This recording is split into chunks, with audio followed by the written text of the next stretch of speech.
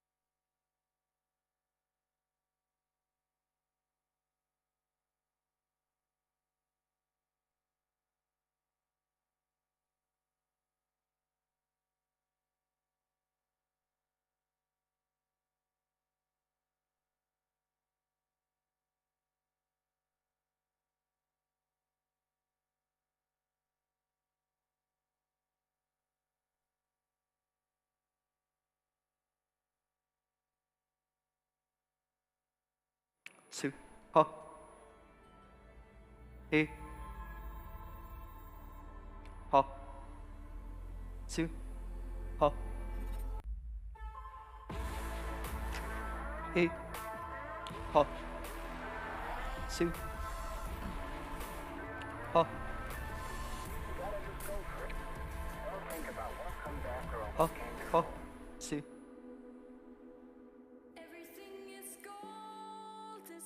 e sư ho sư ho sư e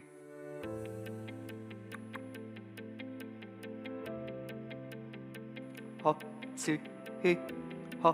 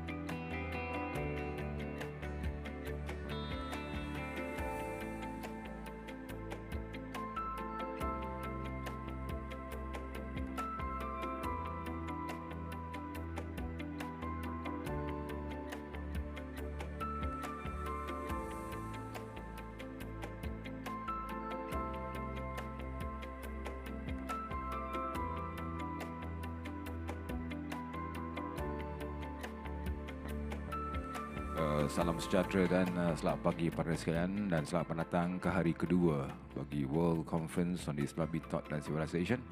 Ingin saya persilakan kepada para jemputan yang di belakang tu jika boleh untuk kita mengisi kerusi-kerusi di hadapan, terutamanya daripada kerusi kedua dan ke atas. So may I invite those who are sitting at the back to please move forward from the second row onwards. The first row, we will keep it for the speakers. And we want to thank all of you for being here this morning as we continue our education session today of learning of how we're able to move forward together as Malaysians across the globalized world of opportunities and challenges, calamities and so forth. And today, from the incredible mouth of our incredible speakers, we'll be able to garner more golden nuggets of knowledge for us to impart and share with others. We also wish to welcome Professor Dr. Ahmad Kamil Maidimira, who is looking great this morning. Thank you, sir. He is the Deputy Vice Chancellor of Academic and Students Affairs of University Sultan Azlan Shah, and also Conference Director. Thank you, Dato, for joining us here this morning. So please move forward. I believe the younger generation, especially the college and university students, will be able to pick up lots of pointers, and today take it as a learning curve. Take it as a way for you to turn mistakes into education. Take it as an education path for you to be able to answer eloquently and cleverly in your examination papers, because the flow of thoughts comes to you and you learn best during moments of enjoyment like this morning. Learning from the best to inspire the rest, and that is how we will move on in this world of education and challenges. Jangan segan, ada lagi banyak kerusi-kerusi di hadapan, jadi kalau boleh depan tu dengar pun lebih teliti dan sebagainya. Jadi kalau boleh para hadirin sekalian, terutama ni kepada di belakang tu, senang aja, dua garisan di belakang tu di bawah Seksyen 348 WCIT di pelawak untuk ke hadapan. Kalau bukan ada saman RM10, boleh bayar dalam 10 bulan installment plan interest free. Hanya sekarang ni yang belakang, yang kedua garisan belakang tu dipersilakan ke semua yang berhormat untuk ke depan sedikit kalau boleh, untuk mengisi kerusi-kerusi di hadapan. Baru nampak cantik nanti. Nanti ada juru kamera kena bergambar. Jadi gambar tu nampak molek dan cantik, okey? Jadi dipersilakan. Terima kasih. Pagi-pagi dah senyum dah, bagus.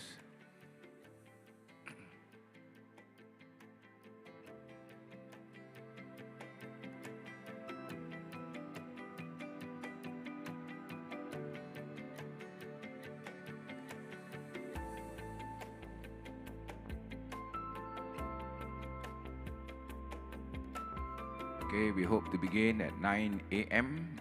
Malaysian time.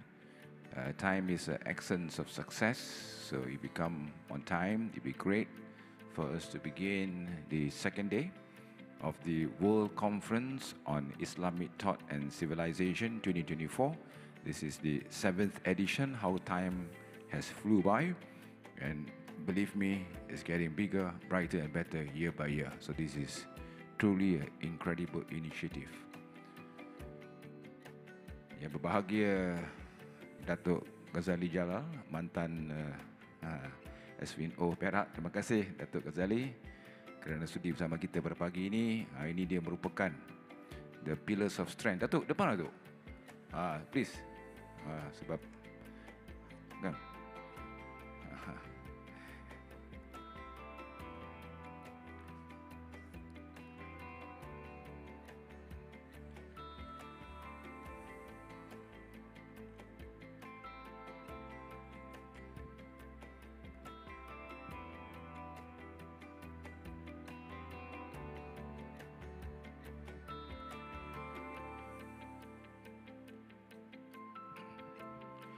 We also wish to warmly welcome Her Excellency Dr. Naledi Pandor.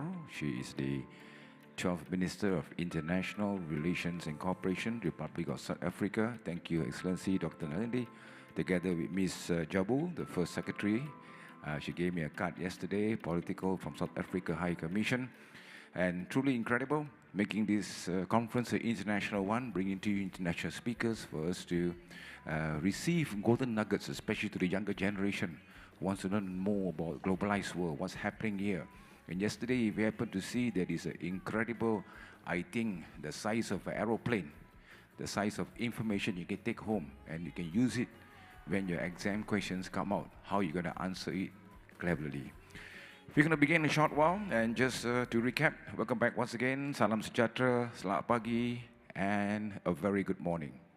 This year is also the Visit Perak year 2024, and what better way for us, especially in Perak, to organize events that comes to you from sporting, or talking about sports right now. The Olympics is going on in Paris. We wish all our Malaysian athletes, especially in badminton, the very best, okay? And we're talking about education. We're talking about ecotourism. So that is a variety of incredible organized events by Tourism Perak and also by a renowned university like University Sultan Azlan Shah, who for the 7th time or 7th edition is organizing this incredible world-class of Islamic thought and civilization. So I'm truly humble. And just a recap of yesterday's day one opening, we had, of course, the royal presence of His Royal Highness, Paduka Sri Sultan Perak Ridwan, and Tuanku delivered so eloquently, perfection, strong impacts for present, for future, incredible eloquency that brings us, that he, of course, ladies and gentlemen, is an incredible graduate from Harvard and also from great universities. Then we also had, of course, the distinguished royal session with a very eloquent moderator, together with 4 international speakers, including Her Excellency, Dr. Naledi Pandor, who spoke in depth about what's happening and so forth. Okay, so now it is 9 a.m. I would like to request all of you to be seated. The last guest to be seated will have to sing a song in 4 different languages during the break time. So please make sure you're not the last to be seated unless you are a committee member. That is the first joke I have for you this morning. Thank you very much. It won't be easy in 4 languages. Please plan in case you're caught, because we have got about 15 hidden cameras here watching you. Okay, my name is Katie Pillay, very proud and happy, pleased to be given the honor to be your master of ceremonies. And right now, without further ado, we will begin our morning session. This is really incredible. Session 3 brings to you the title, Economic Cooperation and Development. And with that, it gives me great pleasure to welcome the beautiful moderator, Dr. NASREEN KHANUM NAWAB. She, together with our list of panel of presenters, will be on stage in a short while. Let us warmly welcome Professor Tan Sri Datuk Sri Dr. NOOR Azlan GHAZALI, Chairman and Board Director from University Sultan Azlan Shah Berhad and Director of MINDA-UKM. We also wish to welcome Dr. Ali SALMAN, Dr. Ali SALMAN, the CEO of Islam and Liberty Network Foundation and former CEO, together with His Excellency Dr. SANDIAGA SALAHUDDIN. Okay, His Excellency will join us a while later.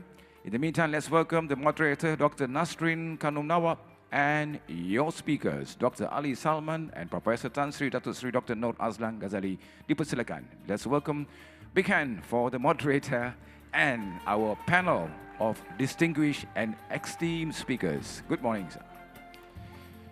Before we begin, let me touch a bit on the biodata of Dr. NASREEN KHANUM. She is the General Manager of Yayasan Perak. She obtained her PhD from University Putra Malaysia, her Master's degree in Business Administration, Strategic Marketing from University Kebangsaan Malaysia, and a Bachelor of Science, Oleochemistry degree from University Kebangsaan Malaysia. Dr. NASREEN was the former Assistant Vice President, Agency Inovasi Malaysia, and Administrative and Diplomatic Officer, Federal Government of Malaysia. Dr. NASREEN KHANUM, the stage is yours. Bismillahirrahmanirrahim. Assalamualaikum warahmatullahi wabarakatuh. Good morning, distinguished guests, ladies and gentlemen. Welcome to the second day of the 7th World Conference on Islamic Thoughts and Civilization with the theme Together We Stand, Muslims and Global Humanity. My name is NASREEN and I'll be the moderator for the third session on Economic Cooperation and Development. It is my honor to be on stage with 3 renowned speakers to share their thoughts, expertise, and insight on the topic of economic cooperation and development. With us today, we're going to have 3 speakers, Prof. Tan Sri Datuk Sri NOOR Azlan GHAZALI, we have Dr. Ali Salman, and another speaker will be with us online on at the final 20 minutes of the final discussion, who is His Excellency Dr. Sandiaga Salahuddin UNO, who is joining us online from Indonesia. Distinguished guests, ladies and gentlemen, all three speakers didn't need any introduction at all. But let me just share their expertise and their background so that when they share their thoughts, they share their ideas, you could relate to their perspective and their expertise. Our first speaker, Professor Tan Sri Dr. Noor AZLAN, is a distinguished economist and a professor of economics at UKM Graduate School of Business, and also the director of Malaysian Inclusive Development and Advancement Institute, MINDA-UKM. He was a member of the Economic Action Council, EAC, and served as the executive director of the EAC Secretariat from 2020 until 2022. Professor Tan Sri's expertise is widely recognized, among others being member of the Monetary Policy Committee of the Central Bank of Malaysia and the National Development Planning Committee, NDPC, since 2014. He was a Fulbright visiting scholar at Center of International Development, CID, of Harvard Kennedy School. Tan Sri is currently serving as council member of MARA, chairman of board of USAS Berhad and University Sultan Azlan Shah. Thank you, Tan Sri, for being with us today.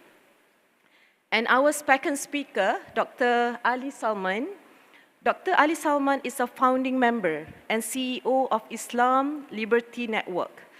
Dr. Ali is based in Islamabad, heading the Policy Research Institute of Market Economy, PRIME, which is an independent economic think tank in Pakistan that he founded in 2013.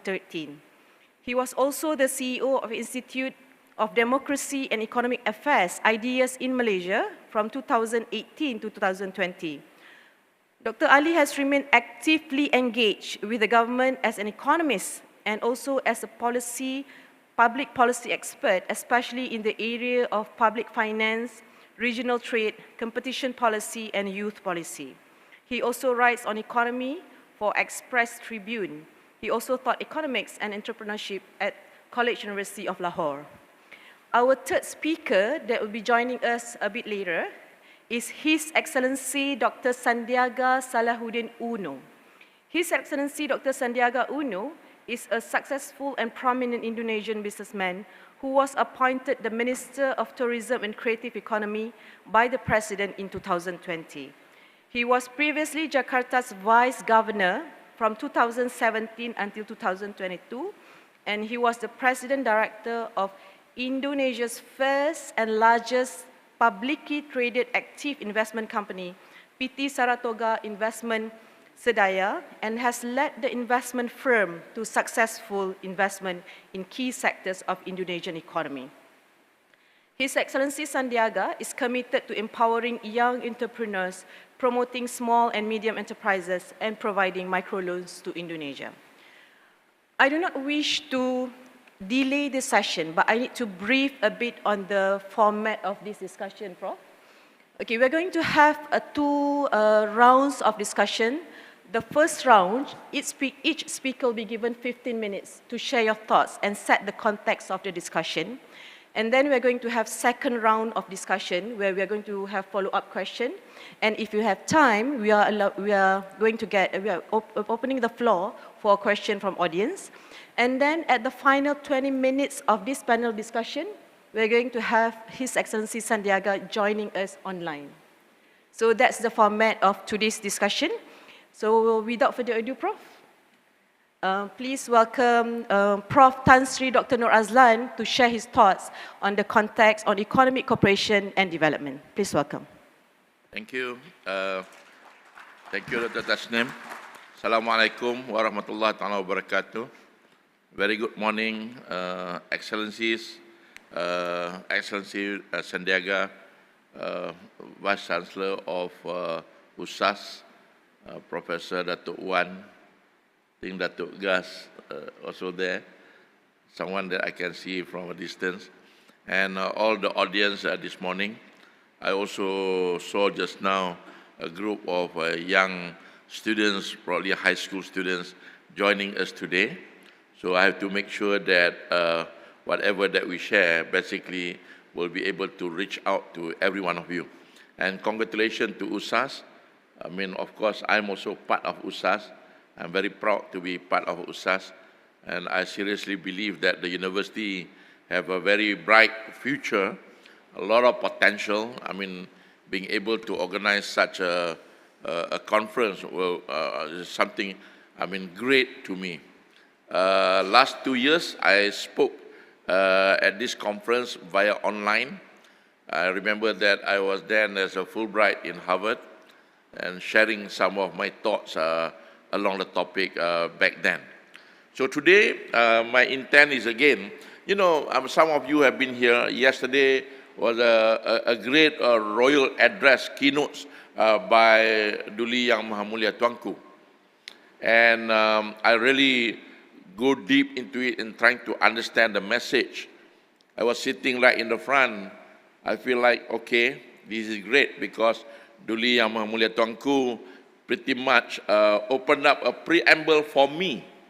So yesterday, Tuanku basically addressed as a royal keynote address.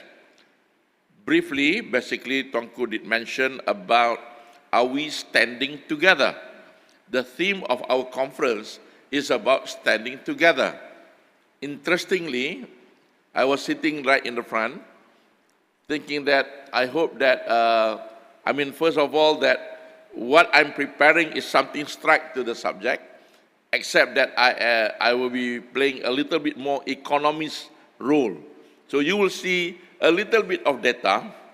Some of you are not that familiar, don't worry, as long as you can make sense of the charts. Some of them are exactly what Duli Yang Maha Mulia Tuanku shared yesterday.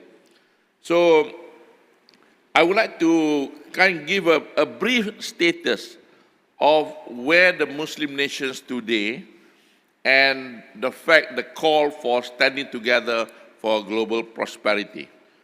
Allow me to give some quick introduction where I'm from. We call it MINDA-UKM. Maybe you can remember mine of UKM. It's a Malaysian Inclusive Development and Advancement Institute. So standing together, definitely. The one in red are observer, basically. But it does not mean that there are no other Muslims in other countries. There are other Muslims. Banyak orang Islam di negara lain juga. Di China, in North America, everywhere in the world there are Muslims.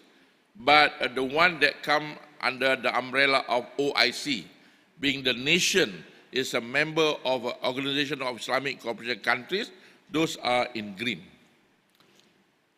25% of Malaysian world's populations are Muslim. 25%, 25%.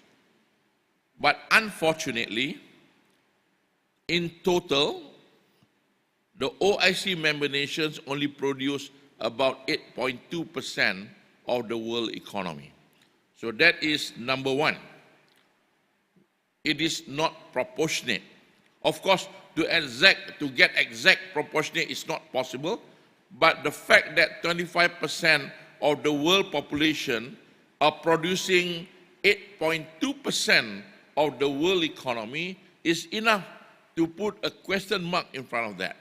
Why is that so? And if you look compared to about kind of 10 years ago, we were 9.2%, and last year it was about only 8.2%. So not only it is small, but over the 10 years, we lost about 1%. Will we be losing another 10% in the next 10 years? So what does it mean? It means that there's a big question mark earlier, but there's also a question mark about catching up with the rest of the world.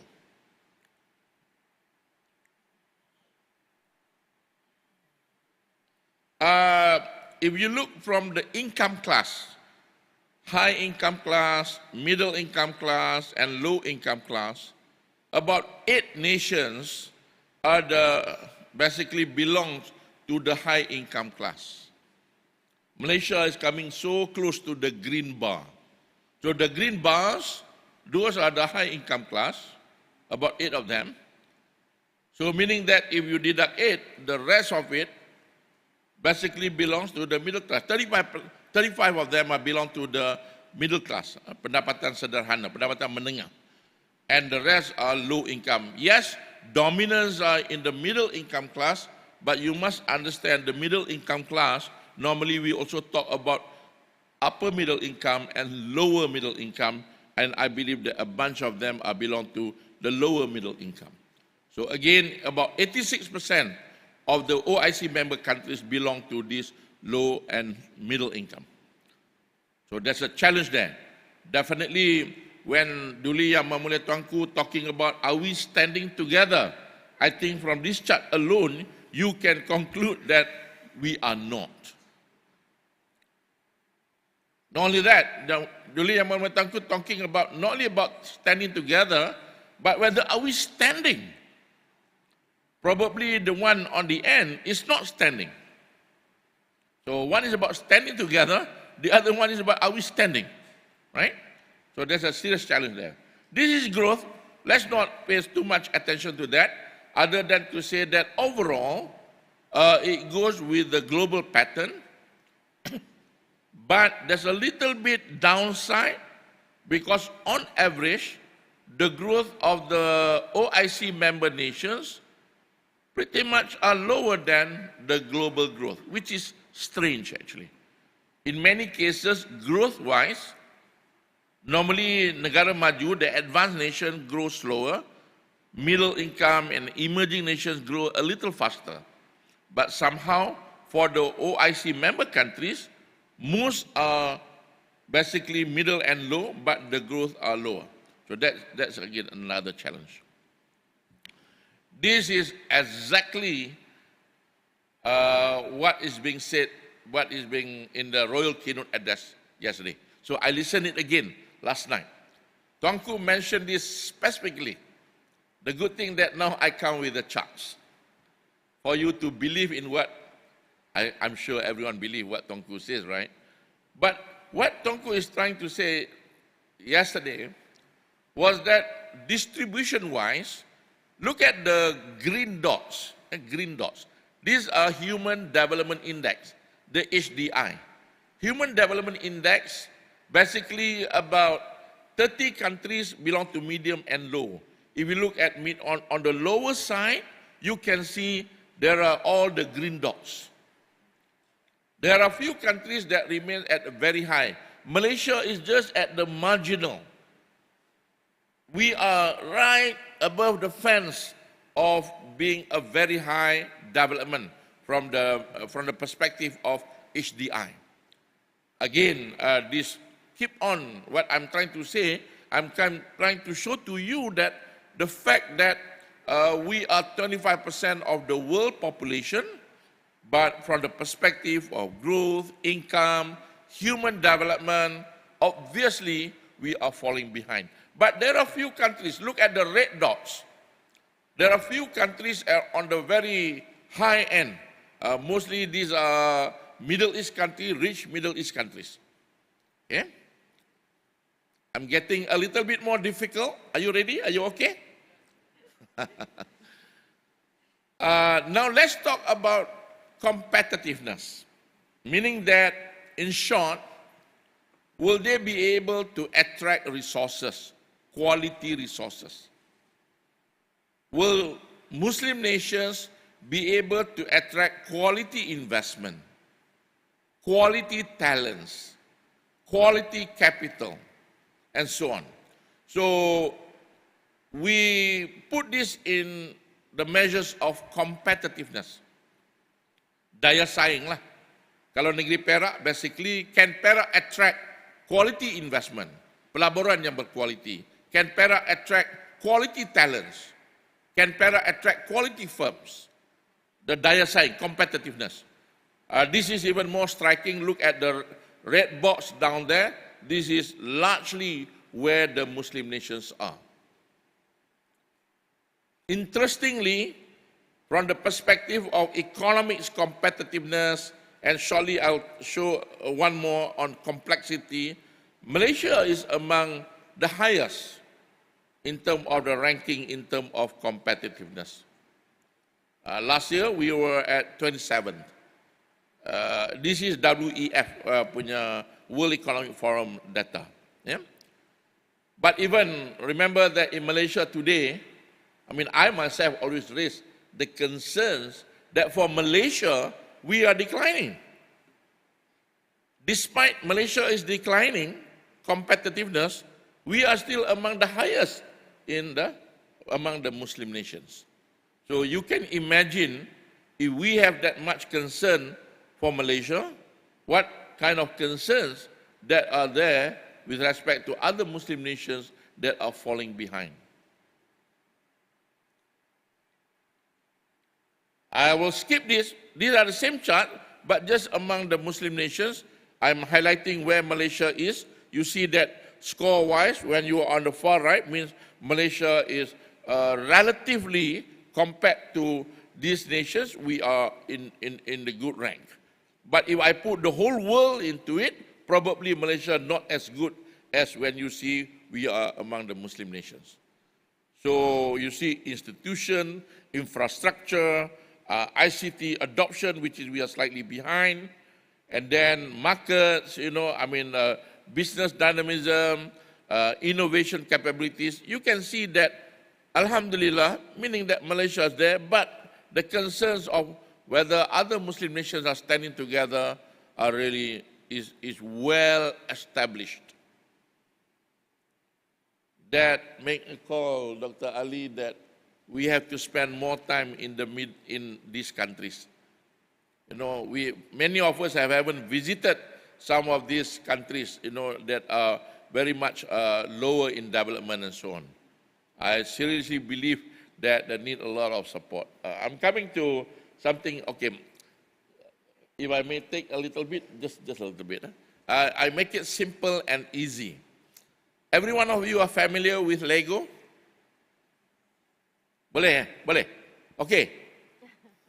I have a lot of young school students at the back. You are okay with Lego, right? My time, we don't play Lego. Kita main dengan tanah aja. The oldest, the more senior version, we only know Lego when we are 30 years old. Excellency, I think, probably, I don't know, I only know Lego. I never had a chance of play. There's no Lego during those days. How about you, Ali? Not much. At what age do you know Lego? Maybe 15. 15, you're not that bad then. Last name maybe had a chance of playing with Lego.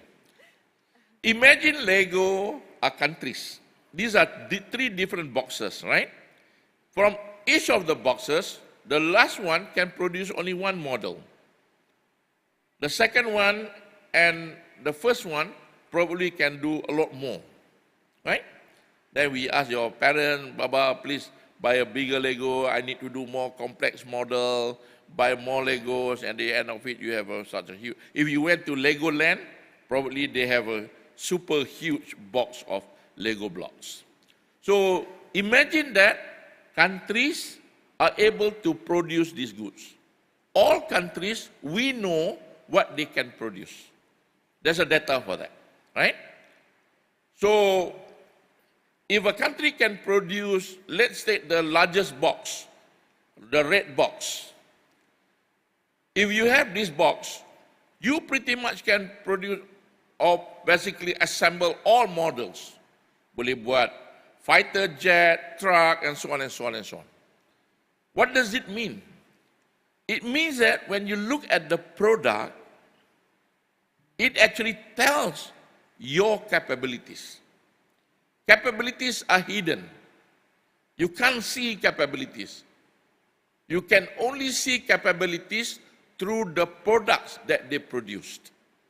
So if a country can do, for example, jet fighter, can manufacture MRI machines, can build aeroplanes, and so on, it tells that that particular location or country has the capabilities which is sophisticated. So even for Malaysia, we can ask ourselves, what that we can produce what that we can manufacture, what are we good at. If you look at the exports data for Malaysia, pretty much you can tell what are the capabilities that we have. So the issue of economic complexities are basically trying to understand capabilities. What I'm coming through, this is the last part. What I'm coming through is what are the capabilities of the Muslim nations? That's the question that I'm coming through. Just go very quickly, look at the blue dots. The higher the complexity, the higher the income. But there are countries in the red dots that also have a higher income but not higher complexity.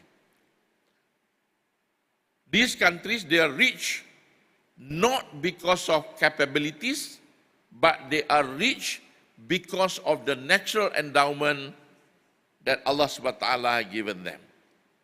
So there are many, probably many of the Muslim nations that are rich might belong to the red dots.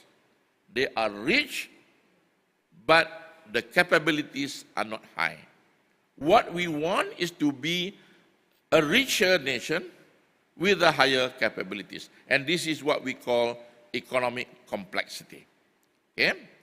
So I've done some work on this, but what does it mean? It means that if you can have a higher complexity, what does it mean? It means that you can produce a lot more complex products. Okay? Shall I stop here first and then get Ali, Dr. Ali to continue? If I need to come back to this, I'll come back. Organizer, please remember these slides. Because I don't want to take too much time. Maybe in the second round, I can give you a bit more. Remember that I'm coming to one issue. Are the Muslim nations have the capabilities and potential to be greater and at the end standing together? I didn't come to my conclusion yet, but let Dr. Ali take it from here. Thank you. Okay, thank you, Prof, for the very insightful presentation to tell us about the status and also the economic performance of OIC nation. So maybe we can hear from Dr. Ali now. Dr. Ali, 15 minutes is yours. And maybe there's an additional 1 or 2 minutes. Bismillahirrahmanirrahim. Thank you so much, Dr. Nasreen, and thank you, Prof. AZLAN GHAZALI, for a very illuminating and enlightening address this morning. It's always refreshing to hear from you. Many times I have attended your lectures in the past when I was in Malaysia. Always learn some new things, and this particular focus on complexity is quite interesting. If we can run my presentation. Oh, it's already there. I can't see. Coming here. Okay, right. So in my presentation, I am going to, since I am also an economist, so professional hazard would be there, meaning that you know, we will be talking about some data, some trends, but hopefully this will be also a communicative presentation in that sense that we want to understand the bigger trends. Excuse me, Dr. Ali. Could you flash Dr. Ali's slide, please? Yeah, on this one. Not on the TV. If not, Dr. Ali have to go back like that, it will be very difficult. Okay, thank you. Now. Oh, thank you. Okay. Oh. Thank you so much. Yeah, it's there. Okay. It's gone back. Okay. Yeah, thank you so much, first of all, for you know, the USAS for this invitation. It's my first time attending the World Conference on Islamic Thought and Civilization, and hopefully not the last time. So thanks also to Prof for extending this invitation. So as you can see, the title of my presentation is Free, Equal and Prosperous Islamic Societies. Right? So I'm talking about three fundamental dimensions here of progress, which is freedom, equality, and prosperity. But I'm going to, of course, build my presentation just like Prof did on yesterday's royal address by His Royal Highness This picture must be familiar, right, from yesterday. So one of the key takeaway message from Tuanku was poverty and conflict. He observed that compared to the world population, even when you consider the population of OIC countries, Muslims, it seems that they have greater share in world's poor, and the number of conflicts in the region which is populated by Muslims is far more proportionately. So although he didn't use these words, but just to propagate our thought process, I was thinking, are poverty and conflict Muslim phenomena? And why we are in this state of condition when you comes to look at the situation with poverty, but also conflict, democracy. So we have more authoritarian states. We have, as we just heard, in terms of economic development, we are lagging behind human development. So why is that? So in my data point, I had a slightly different take, but I think the message is the same. I took there are 37 countries of advanced economic nations, OECD bloc. And I just took the average of these nations. Obviously, OECD is already an advanced set versus OIC is complete. So there is a kind of anomaly if you look at it from an economic point of view. But I think the important thing is that if the OECD is the sort of the North Star when it comes to development, socioeconomic development, we want to compare where the OIC member countries stand today. Average of 54 countries for which data was available. If the OECD average income is about $59,000 in terms of purchasing power parity, the OIC average is just about 18,000. So difference is huge, and here I'm talking about the average, so it becomes more representative of where we are. Now, this is of course the same argument when we talk about poverty and conflict, especially from an economic point of view. But I want to understand why is that so? Why we are in this situation? So this is this is a busy slide, and this is the only busy slide. So I'll spend a couple of minutes here. So my view is that poverty and conflict that we observe today in these nations, OIC member countries, is a result of certain institutions. Before that, have a look at this table here. So first of all, I'm displaying the Economic Freedom of the World report, which is published by Fraser Institute in Canada. For last about 30 or for 35 years, they have been publishing this report with the 2 years lag of data because they want to be at the same level of methodology and data points. And the average of OECD in terms of the ranking in 161 countries is 26. So if OECD is one country, then it will be ranked at 26 out of 161 countries. OIC average, further down, significantly down from that, and this is 82. So that's the gap. The OECD is up there, the OIC country is down there in terms of economic freedom. Another index, which is called the Heritage Foundation Index of Economic Freedom, gives a qualitative ranking of all the countries. And if you look at the OECD, the status is mostly free in terms of economy. And whereas the OIC countries is mostly unfree. Another index, which is the World Bank Ease of Doing Business, A disclaimer that since 2020, the World Bank had discontinued using the index. There were some issues, but till 2019, the data was still available. The average of the countries in OECD bloc was 33, and the average of OIC in terms of ranking was 115. In the last, in 2020, Malaysia was ranked quite favorably in top 10 countries in terms of ease of doing business. But since here we're talking about overall situation, like standing together or not, so I thought that taking a global picture is important. Now look at the economic freedom from the institutional perspective, and why I want to again remind you all why we are in this situation. And by the way, this is not just us, Muslim countries, but also other countries have progressed through similar institutional development. First of all, 5 parameters of the economic freedom: size of the government, how much government spends, taxes, intervene in business.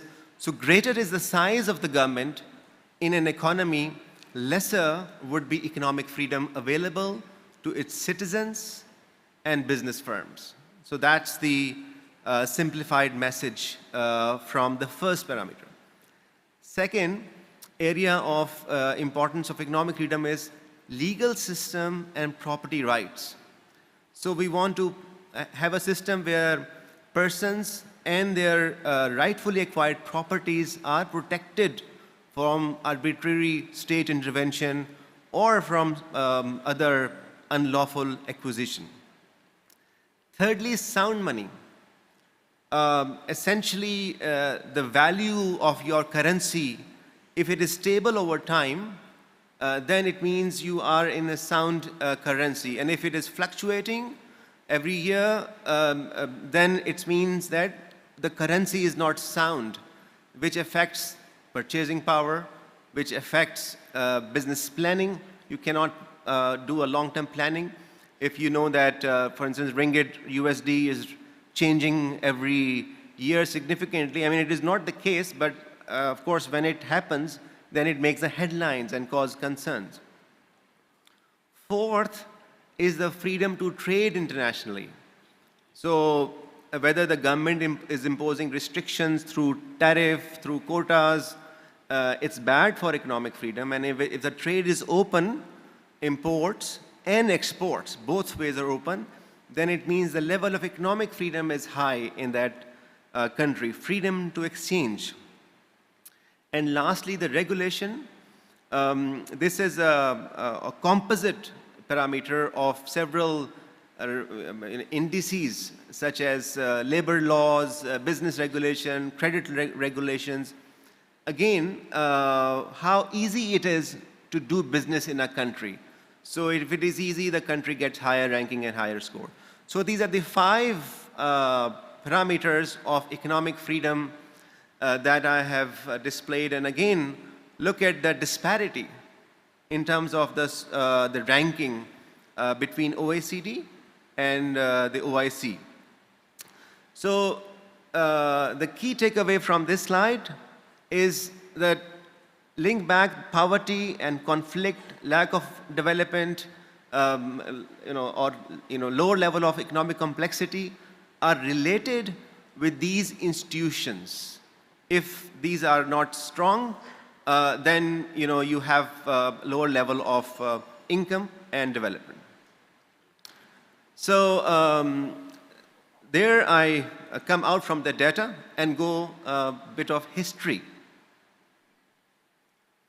So the question, of course, for us is, was it always the case when it comes to, let's say, the Muslim nations or the Islamic civilization, since this conference is talking mostly about, focused on that? The obvious answer is that no, it was not like that for large part of our history. Islamic civilization represented the more developed and more prosperous regions in the world for significant part of 1400 years of history. And important thing is that trade that we often talk about in each region, in each country, has been the bedrock of the civilization in my view. Without open trade, without exchange, the civilization cannot progress. When China, back in 15th century, closed its borders to the external trade, it went down in terms of economic development. And when it opened again, then it regained its lost status.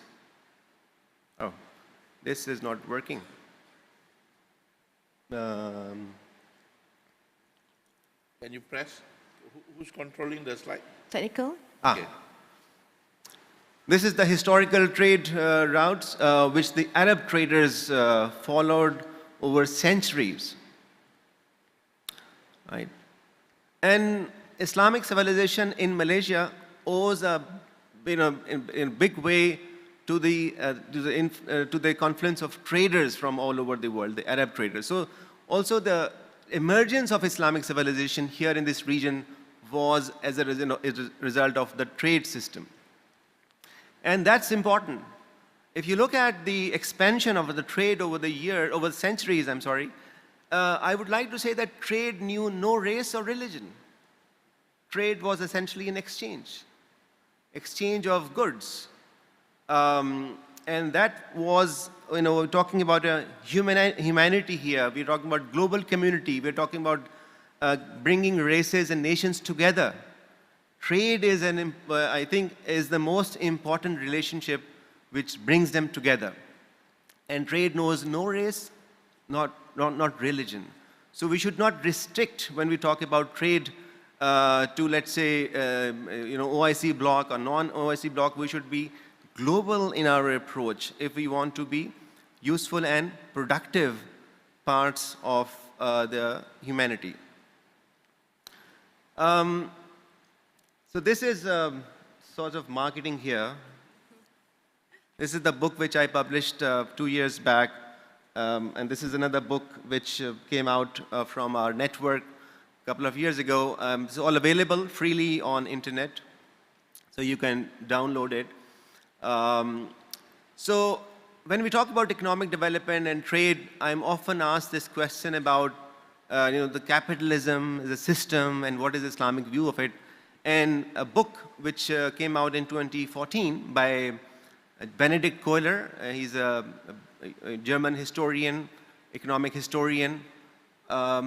He established through a lot of rigorous empirical research that the early Islamic civilization played a role in emergence of the institutions of capitalism.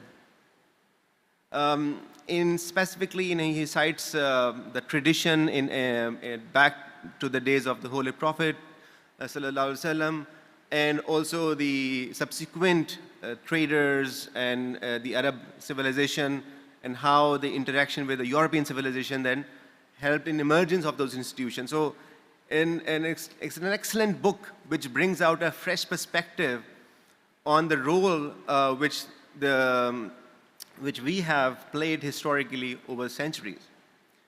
And in my book, I talk a little bit in more detail about a framework. So when I talk about the framework, again, going back to the institutions. So in my work, I look at the history. I do not look at the books. I do not specifically, of course, Quran and Hadith is a source of guidance for all of us. But I looked in my work as what happened in practice, especially during the time of Medina, when Prophet Muhammad ﷺ also established a very early form of a state, right? From a community to a state. So what kind of rules, what kind of framework and institution did he establish when he was the ruler? And that is what I call classical Islamic economic framework, which I distinguish from modern Islamic framework. But hang on, what are the key institutions which were established? Dr. Ali, 1 minute to conclude. Yeah.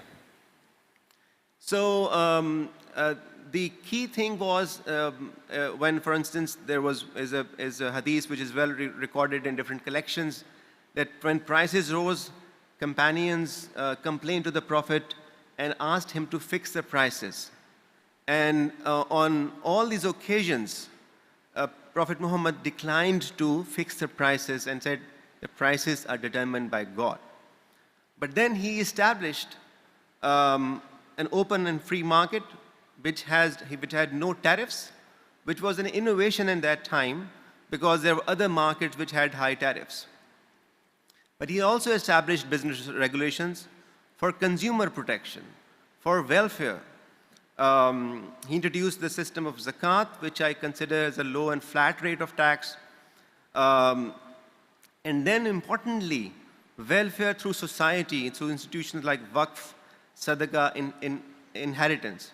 So what's happening here, and this sustained over centuries, the institution of waqf sustained over centuries until colonization nationalized and the state took over. This was an institution which was developed fully by Islamic civilization as a main conduit for socio-economic development. And this was a private property. This was not owned by the state. So the private people created endowments, and to the last count in the Ottoman Empire, 75% of lands in the Muslim region was under some kind of waqf, 75%. So, so that was how the development also took place, right? So I think this is the last slide. I consider Malaysia my second home. I love coming back again here. I've worked and lived here for 4 years. So this is the last slide and a message, if I can. Malaysia has achieved significant economic development when you come to OIC countries. Professor AZLAN just mentioned it is on the top when you look at 57 countries or so. But it can do a lot more. It can go much higher. It doesn't have to be stuck in the so-called middle income trap. And in my humble opinion, what is stopping the progress from this point to the next point is this: equality. And I'm not talking about economic equality, because I think in a free society, you will have different level of economic classes. But here I'm saying equality before the law, regardless of the race and religion. If we want to stand together as a nation, both locally and as part of the humanity, then I think Malaysia needs to move towards a truly equal society. And I believe that this will have strong implications for the economic progress. My previous former organization came out with a report, so I just thought to display that here. So moving on, if Malaysia wants to progress economically, then it needs to make significant reforms in the institutions and ensure equality. And that, I think, is the central message of Islam also, which, according to Prophet Muhammad, we should not discriminate people on the basis of race. And if you look at also how Medina Charter was evolved, it was based on equal citizenship. But I end here, and I hope to have a more discussion on this point. Thank you for your attention. Okay, ladies and gentlemen. Thank you, Dr. Ali. Okay, ladies and gentlemen, we have heard from Dr. AZLAN mentioning about competitiveness, speaking about the economic performance of the OIC countries. And then Dr. Ali mentioned about the economic freedom and all. So what we hope to achieve from today's session is we hope to find the right approach or the right model on how to improve and strengthen relationship and collaboration among Muslim countries. Okay, moving forward to the second round. Before I allow Prof. AZLAN to continue your the three slides, I would like to ask Dr. Ali again, just on your emphasize on the economic freedom. Okay, you were saying that he was saying some kind that economic freedom is important. It boosts the economic growth and somehow. Okay, it sounds a bit like capitalism. You are pushing on the economic freedom. Okay, a free market with very less government's intervention. So in this aspect, there is a individual profits motive, which can go unlimited. Okay, and so to the extreme that it can provide more harm than good. So how do we balance?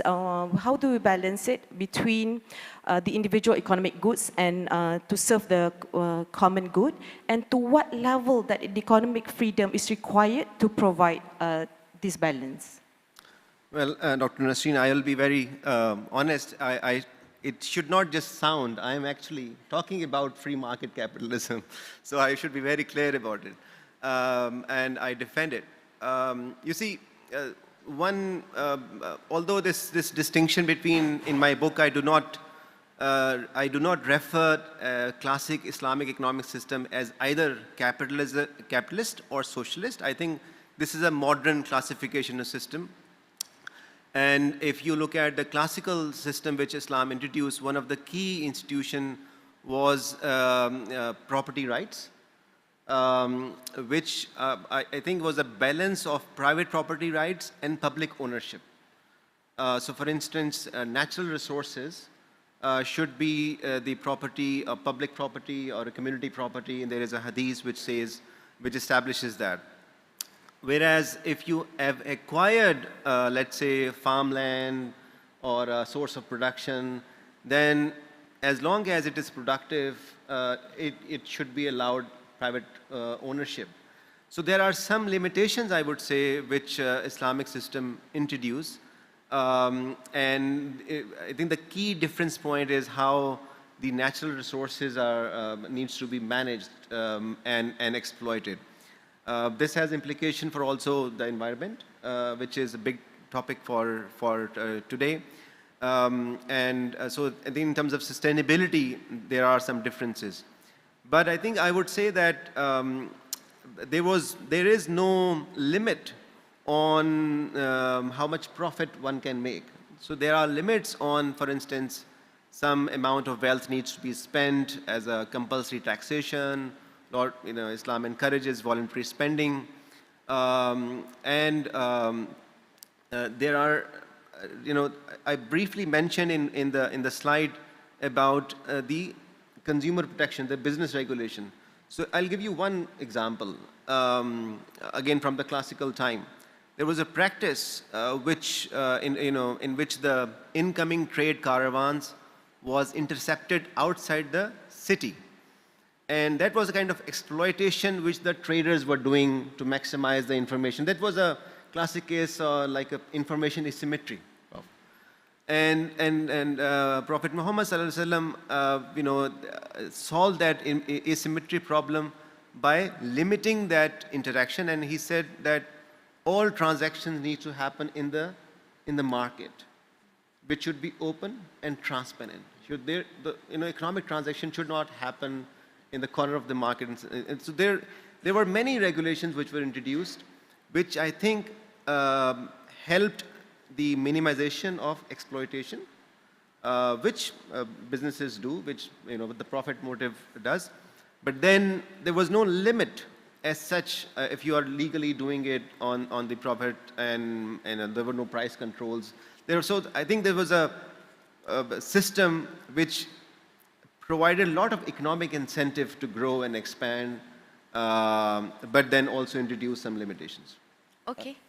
I want to add a bit on Dr. Ali. Actually, I kind of seriously impressed. The approach that you are bringing the subject. And in fact, when you talk about the one of the book about Islamic giving birth to the capitalism was a very interesting. I think probably to many of us also, we might be thinking that what is actually, where actually things started.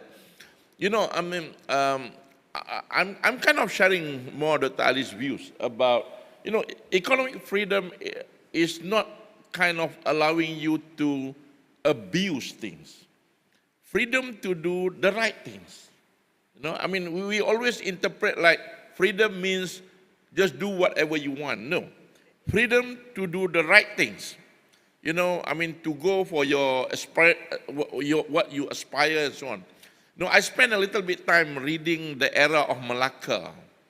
Many in Malaysia, I mean, to our foreign dignitaries, in Malaysia, we always started by learning about the era of Malacca.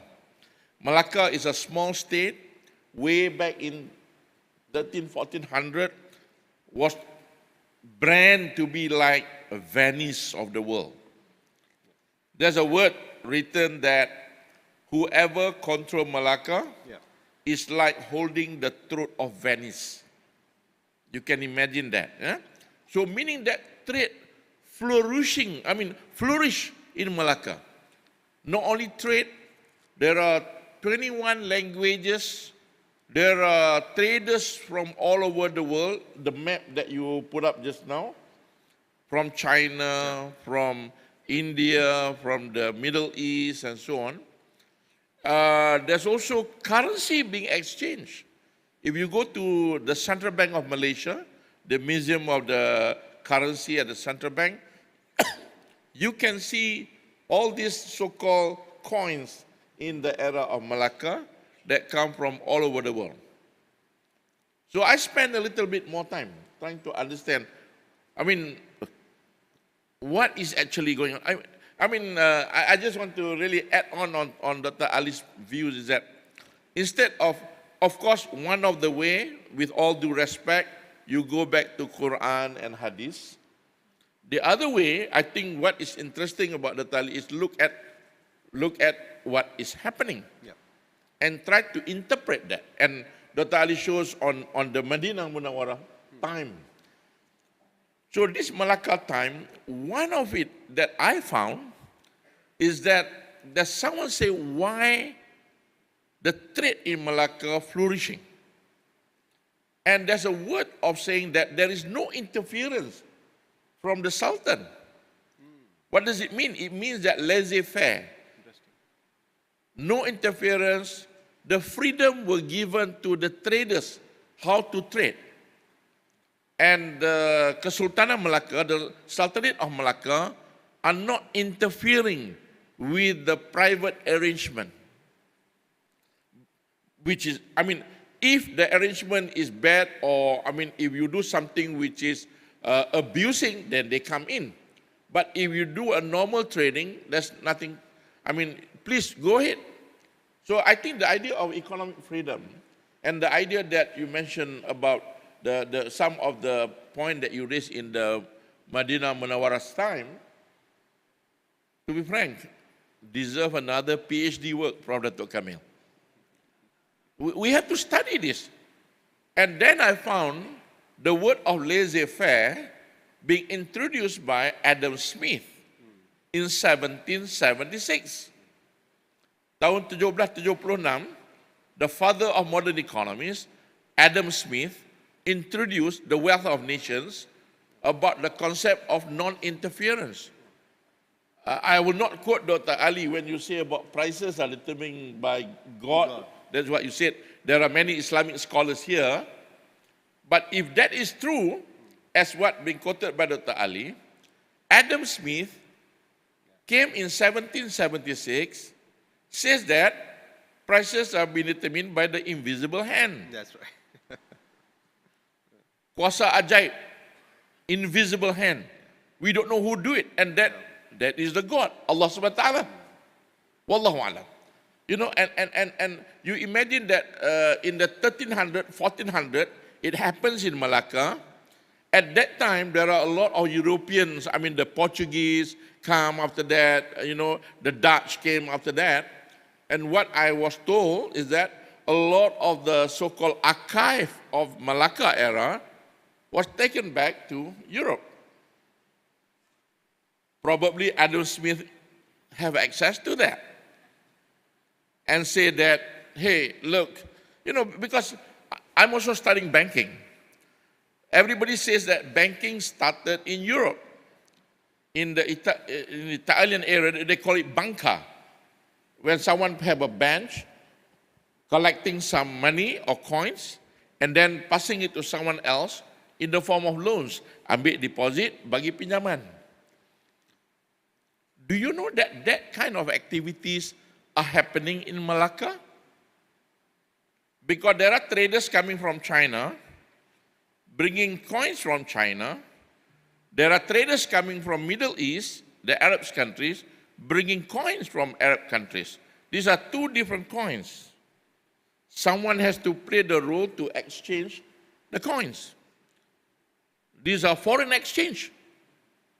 And that is happening in 1400. Modern economy says banks started 1600 in Europe. So these are very interesting. And the last 2 months, I went to UK with the minister. I was in London. I visited a few archives. They might call it Malaysian archive, but actually a lot of them has the origin of the Islamic punya version. So I think, I don't know, I'm seriously, I told Dr. Ali we need to do another seminar on this, because these are very, very important way of trying to understand the classical Islamic economics, you know, sometimes often forgotten. So because if you go along Quran and Hadith, mashallah, that's fine. But hard for you to take that in front of the non-believers and say this is how it works, unless you take something real and put it in front of them and say this is how it works. Wallahu alam. I'm going out of complexity now. I still have 3 slides. Okay, maybe Prof, we can continue a slide, and later on we are going to come together on go back to the aligning ourselves to the theme today. So continue a slide first, Prof. Yeah. No, we are still in the theme of economic and development of the Islamic nation. Go quickly on. I just have 3 slides. Go straight, teruskan. The reason, okay, go ahead.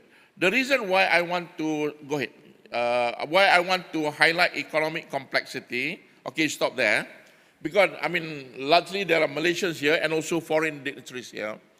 Last year, the Malaysian government basically released this so-called Industrial Master Plan, the NIMP 2030, New Industrial Master Plan, where Malaysia will hold to for our industrial growth until 2030. And the first mission under NIMP 2030, Tengku Zaprul, PM, launched this last year, is actually advancing economic complexity. So, especially Malaysians, you all must know this. Kalau ada pelajar ambil STPM, soalan ni akan keluar kot tahun ni STPM agaknya.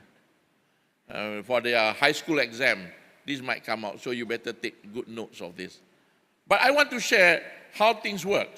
The economic complexity, basically, I give you example. Don't worry about the difficult thing here. I just want to show to you what happened to South Korea.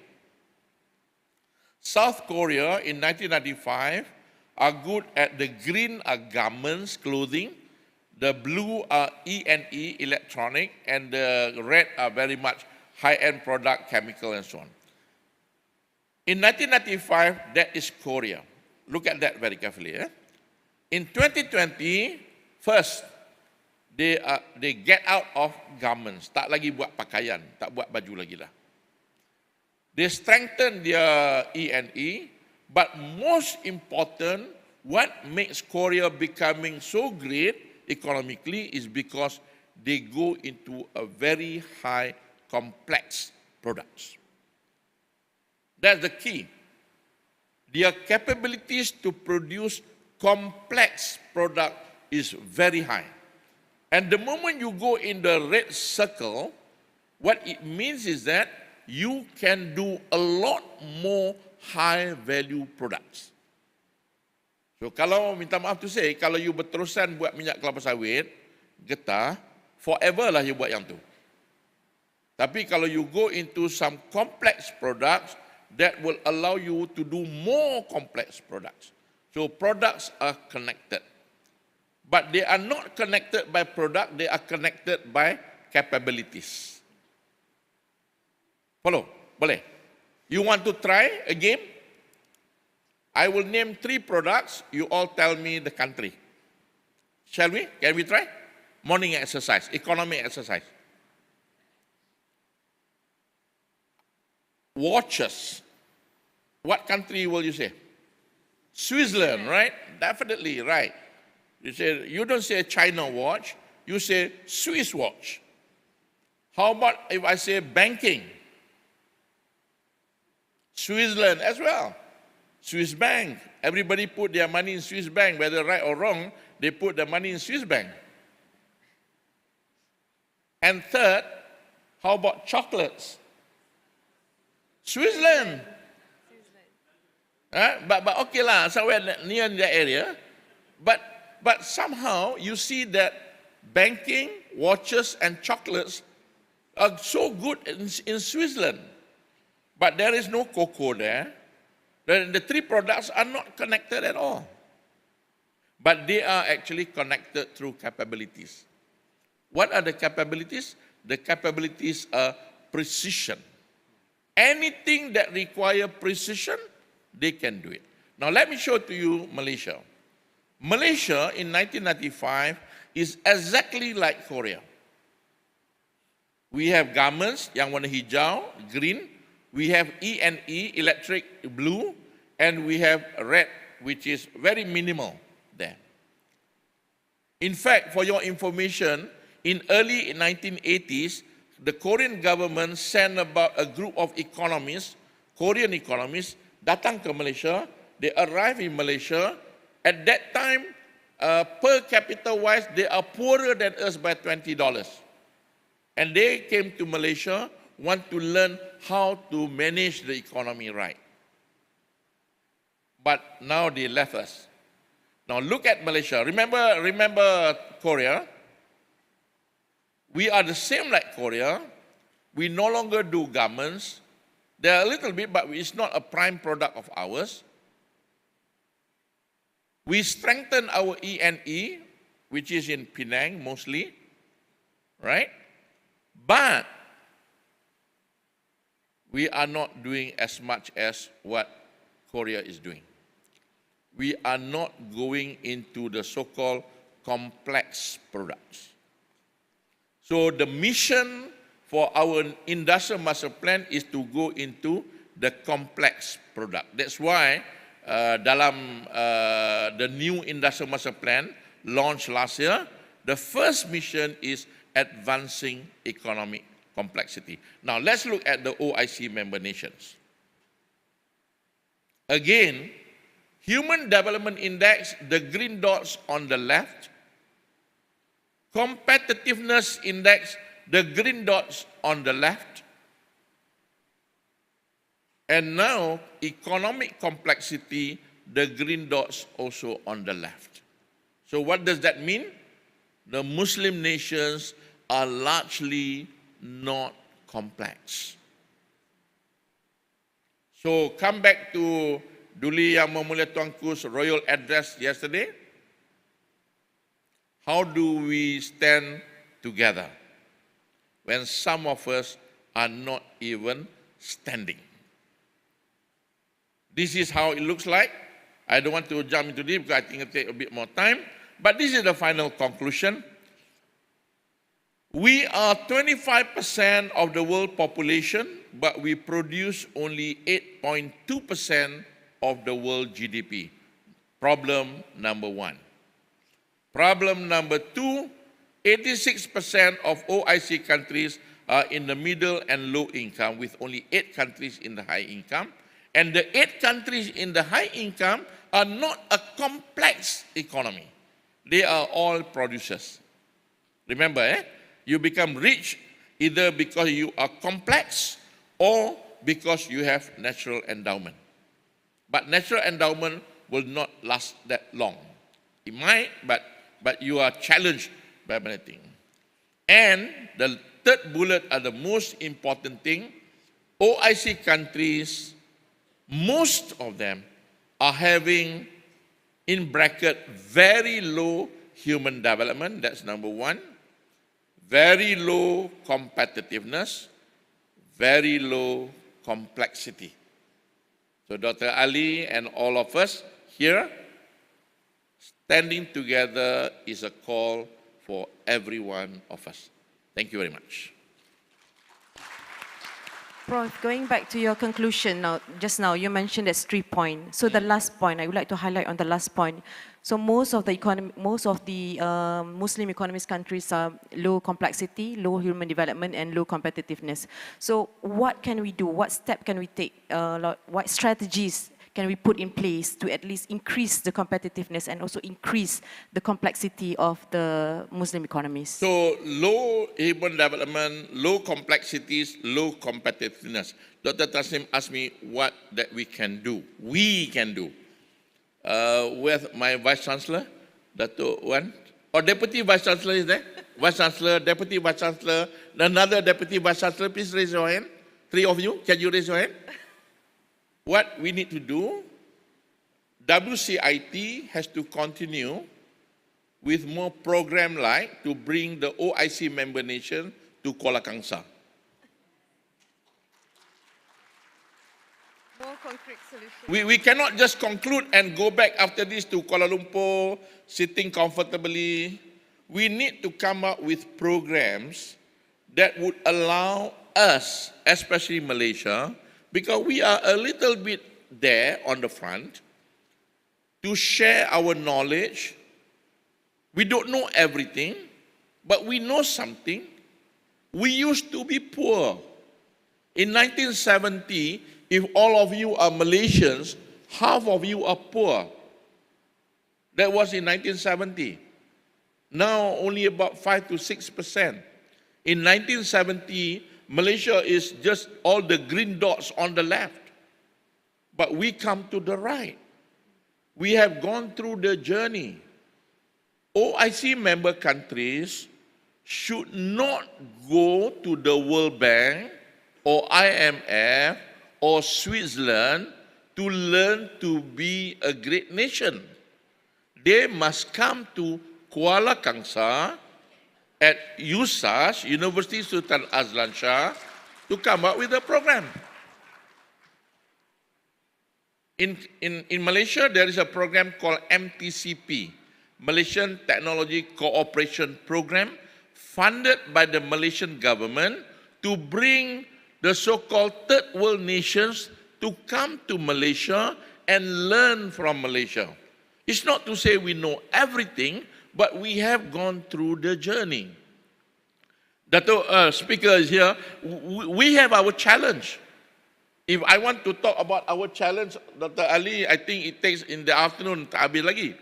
Kita pun ada masalah. But the success of ours for the last 60 years is a jewel for the OIC member countries.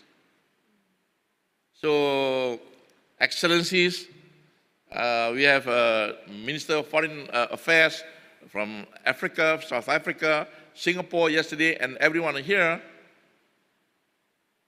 Please convey to OIC to come to Kuala Kangsar.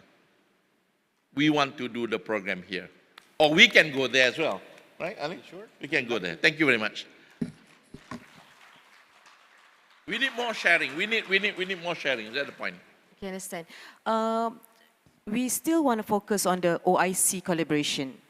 Okay, Dr. Ali, what should be our approach to enhance the economic cooperation while there are competing interests driving by the existing and regional trade blocs? And should OIC follow a new strategy to increase the economic cooperation? And if yes, how do you define this strategy? Well, complex question, talking about complexity. But my view is as follows. If you look at the OIC vision, when it was founded obviously on the conflict of Masjid al-Aqsa. And if you look at their programs, if you look at the statements, the conferences, you will get this impression. There's all the time the organization leadership is talking about conflict management, conflict prevention, or doing these emergency or urgent measures. They're not looking at the economic development. They're not looking at as a, let's say, as an international forum in terms of what kind of reforms are needed within the OIC member countries. So I mentioned a few examples of what kind of institutional reforms are needed within the countries. And then I think also if you look at OIC member countries or their conferences, I often hear a call for increasing economic cooperation within the OIC. While it sounds good that we should increase the intra-OIC trade, I see a risk there. Remember one of the slide which I showed in my presentation, trade knows no religion, no race. So I think the approach, the new approach, if you like, should be more global, more universal. This is what also Tuanku highlighted yesterday, that if we want to be a part of the global humanity, then we want to play a more constructive role and come up with universal positions. Our positions should not be driven by the interests of one community. So we are of course followers of Rahmatul lil Alameen. But it means that the vision which we talk about, economic vision or political vision, should be universal in nature. And the institutions which I mentioned in my presentation are universal in nature. They need to be adopted. We as a civilization have contributed significantly historically in development, and there is no end. Like the economic development is not, let's say, we are not predestined. The development outcomes can change. If a country is poor 20, 30 years ago, it does not mean that it will always remain poor. So the progress can be achieved. We just heard that Malaysia was in terms of poverty, 50% poverty to 5% poverty. So things can change. But obviously the strategies need to be evolved. And with changing times, I think that reforms, internal reforms, are what is needed. I just got one of my researchers just sent me the information. I can't show it to you, but I just asked my researcher in my office, quickly calculate what is the intra-OIC trainings. Meaning that, do we trade among us? The 57 countries, like kalau in ASEAN, among ASEAN countries, what is the intra-ASEAN among us? Of course, we want it to be in a laissez-faire form, because you are good, not because you are Muslims.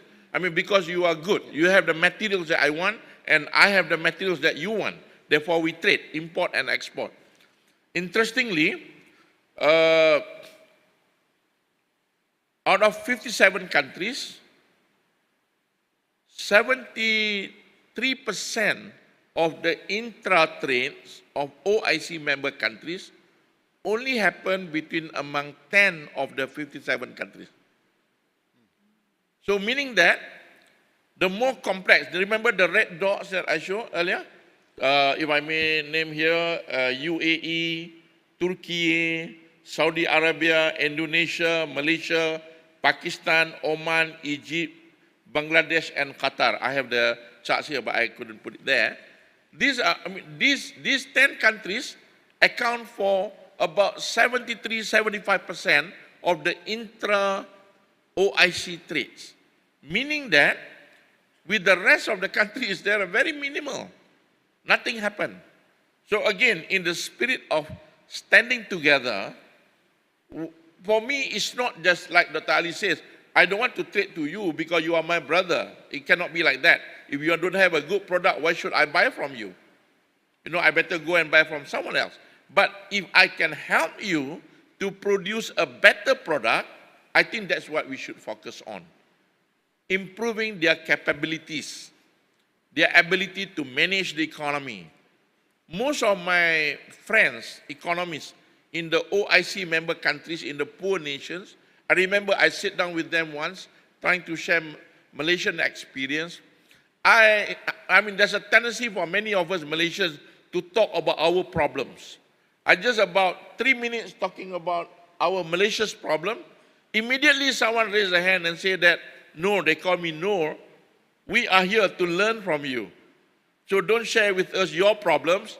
Tell us your success stories. How that you get poverty out? How do you get your economy advanced? How do you build your infrastructure? How do you have so many universities? How do you basically lift up the level of income and so on and so on? There are many countries.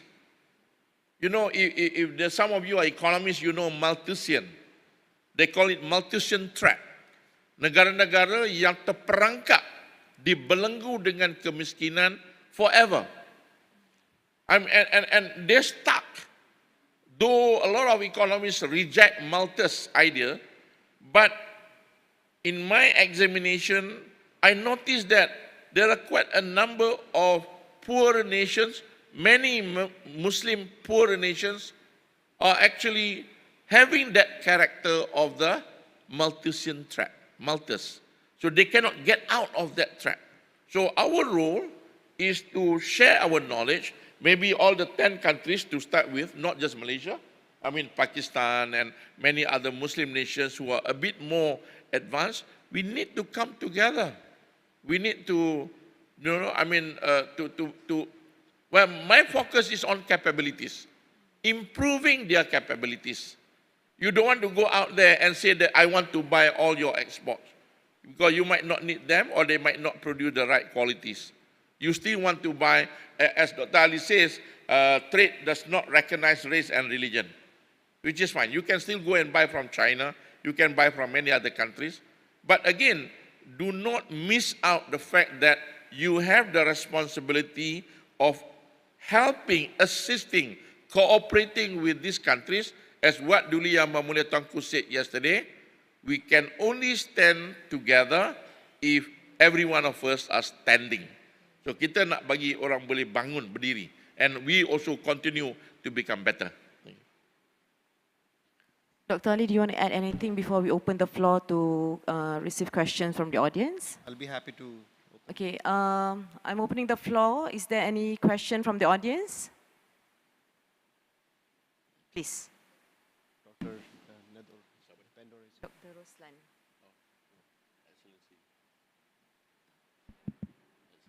Assalamualaikum warahmatullahi wabarakatuh. My name is Sabirin Jaafar. I'm currently a young professor at UM and UKM. I would to address this question for Tan Sri Professor Noor GHAZALI. Since November 2022, we had a new Prime Minister and probably we have a stable government until now. I want to ask, because the current Prime Minister has introduced the concept of Madani. I want to ask you frankly, what is Madani concept in economy? Is it just a buzzword or anything concrete about it? I want to, probably you can share your thought, how we can actually move forward, and what are things that are needed to, to strengthen this concept. Thank you. Can we take another question? Okay, His Excellency Dr. Pandur.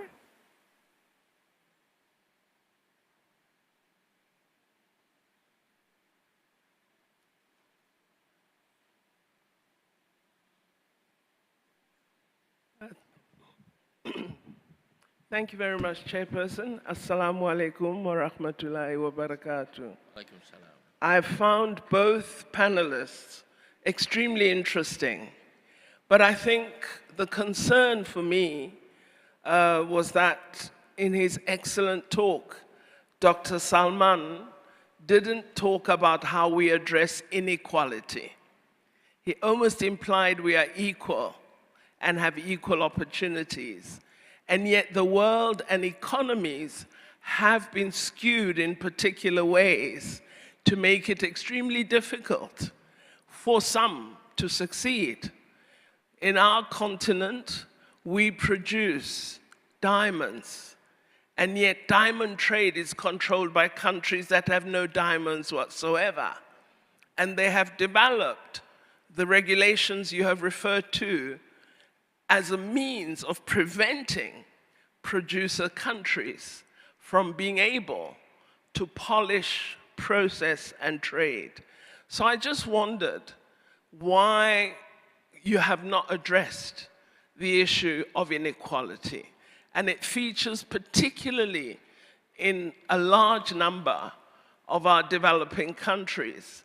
And my sense was that the theme of Together We Stand does imply what Dr. Noor has referred to, that we need to find routes of collaboration that would increase prosperity and success.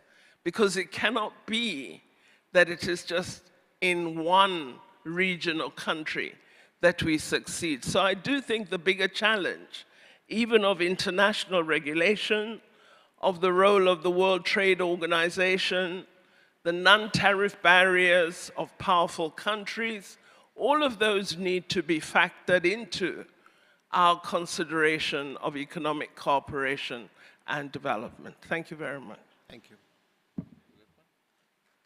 Okay, at this point, we just received these two questions. Maybe we can open it.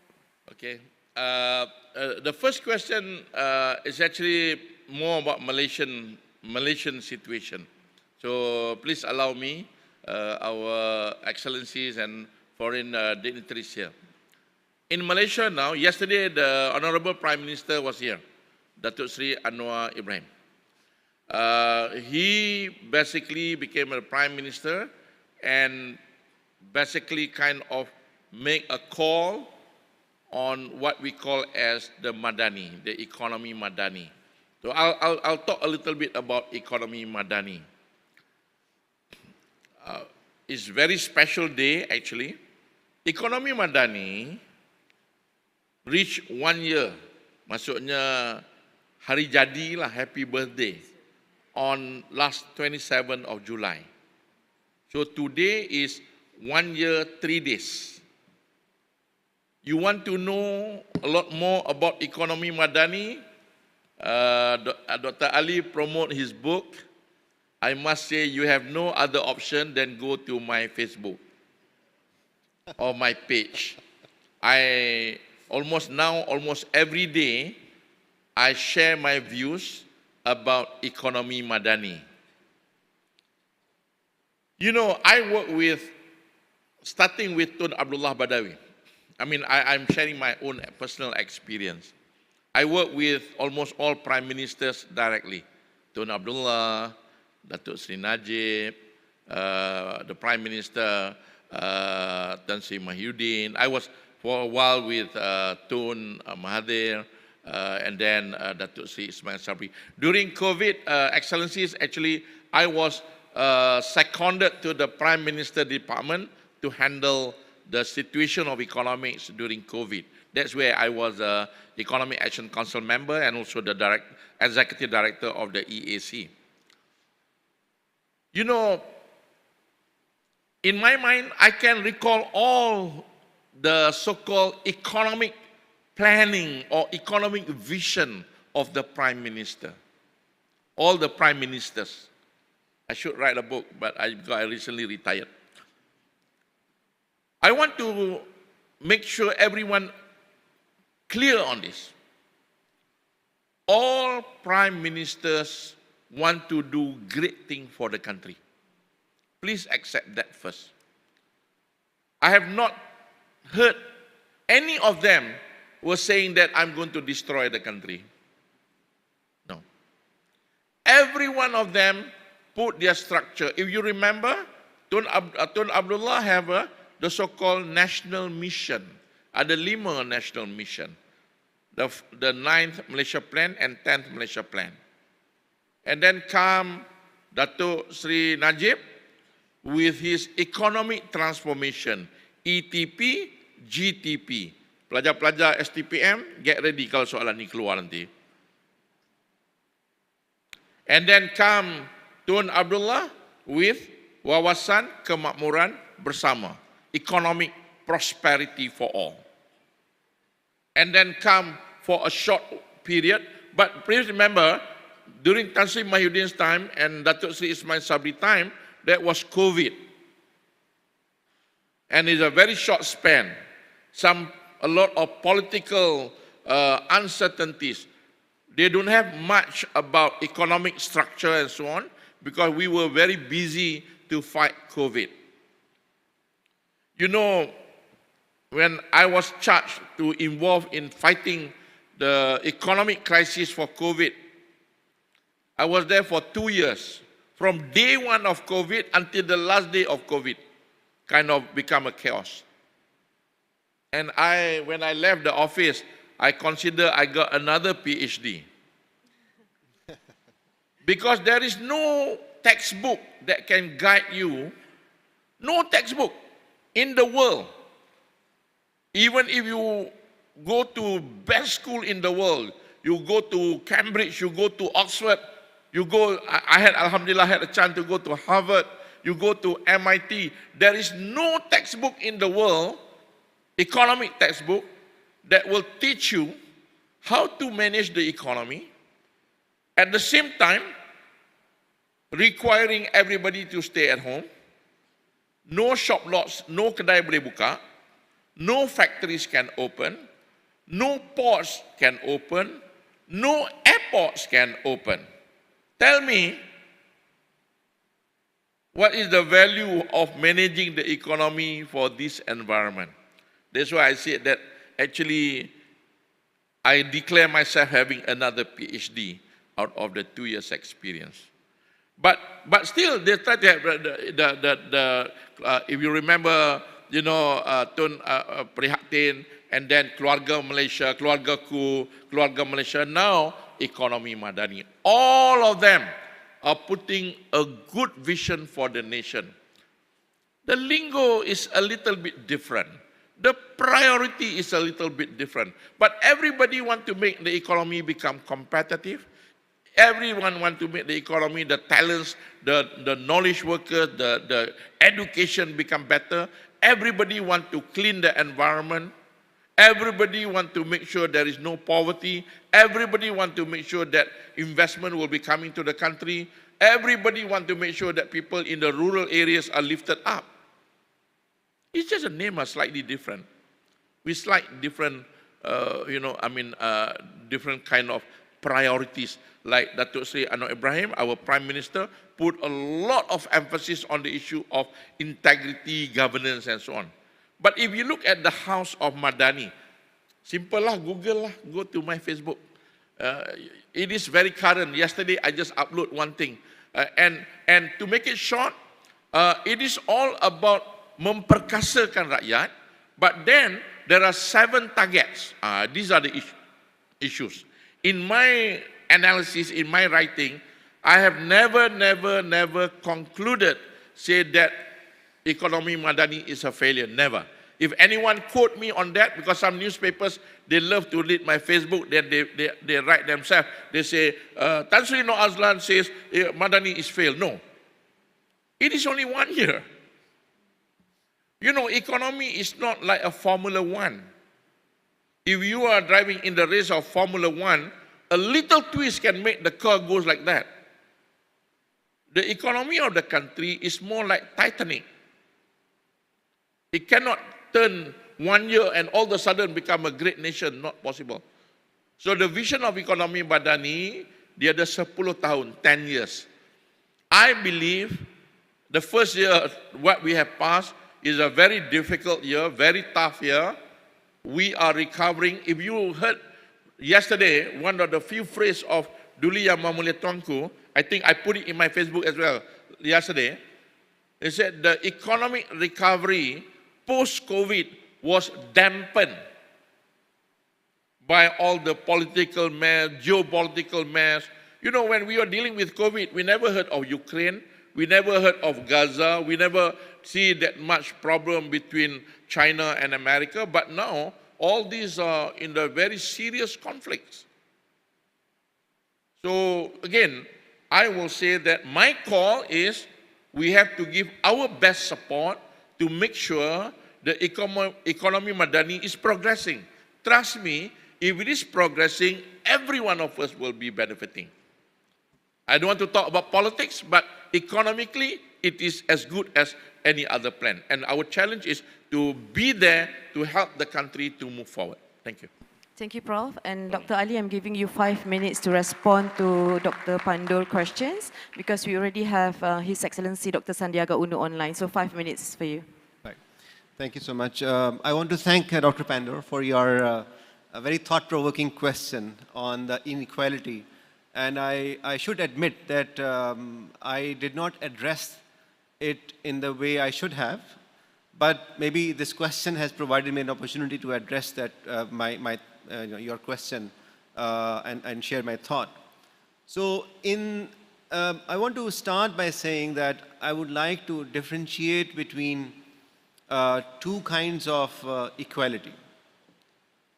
One equality which I referred to in the very last slide was equality before the law, which means that different, let's say within one country, different races or different background, ethnicities should have equal opportunity in terms of law, and there should be no legal discrimination.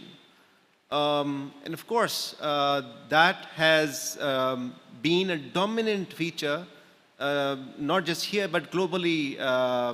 People of color have been discriminated in US, and so it's very recent that those discriminations were lifted. Maybe 50 years ago, the world was discriminating based on the color and the race, and many economists have addressed the lack of economic development which occurs as a result of this kind of inequality. The level of trust within society degrades significantly when you maintain these discriminations by force of law. However, so that is a point I made. However, the economic inequality to which I'm sure you refer is a different phenomenon.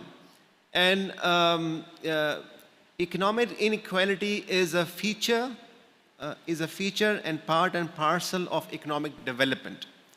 And I maintain my view that an economically free society will be a prosperous society, but it will be, as an outcome, also an economically unequal society. And this inequality would not be concerned if there is, social mobility ladders are available to move from one economic class to another economic class in a society.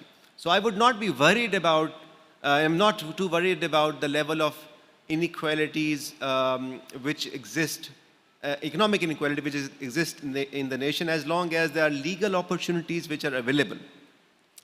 But you also refer to very rightly about the world level, at the global level, inequality, and you mentioned about the kind of natural, the exploitation of natural resources which occur, and I totally agree with your observation. There is no one denying that.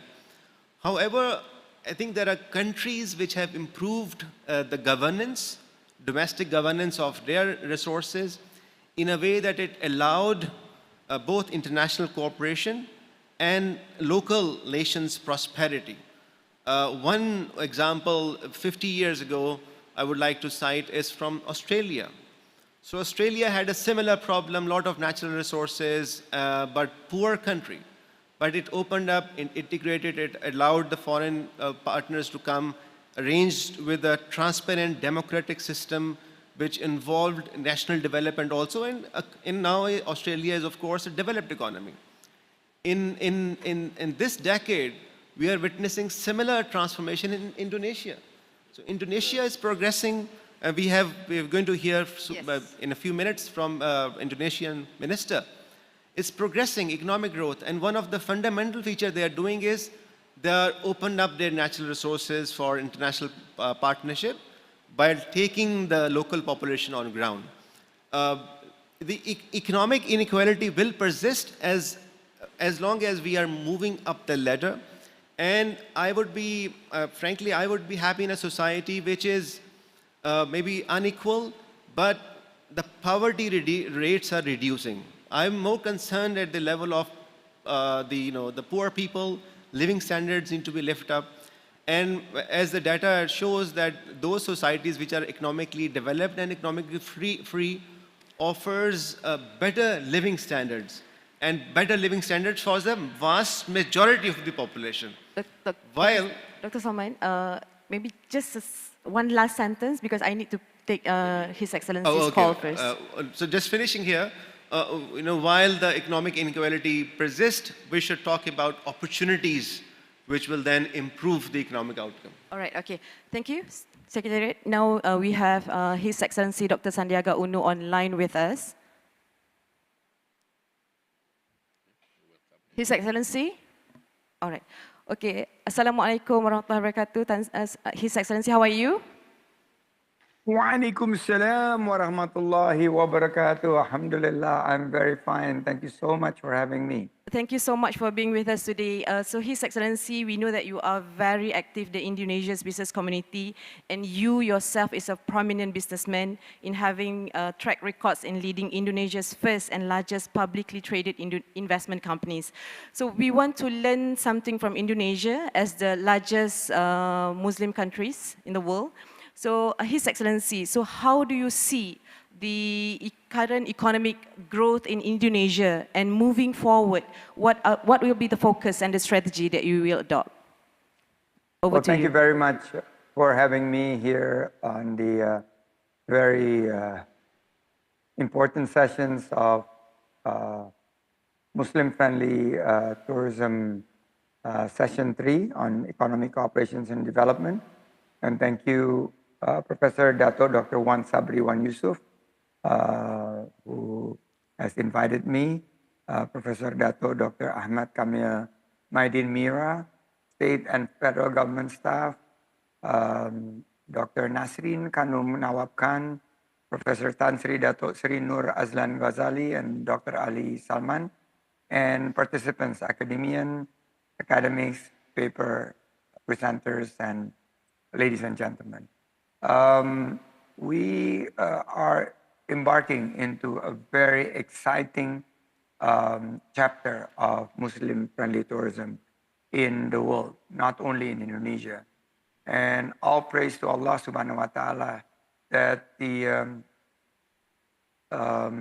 this conference, the World Conference on Islamic Thought and Civilizations, would be a great key for us to embark into a much more impactful in terms of prosperity for Muslim-friendly tourism.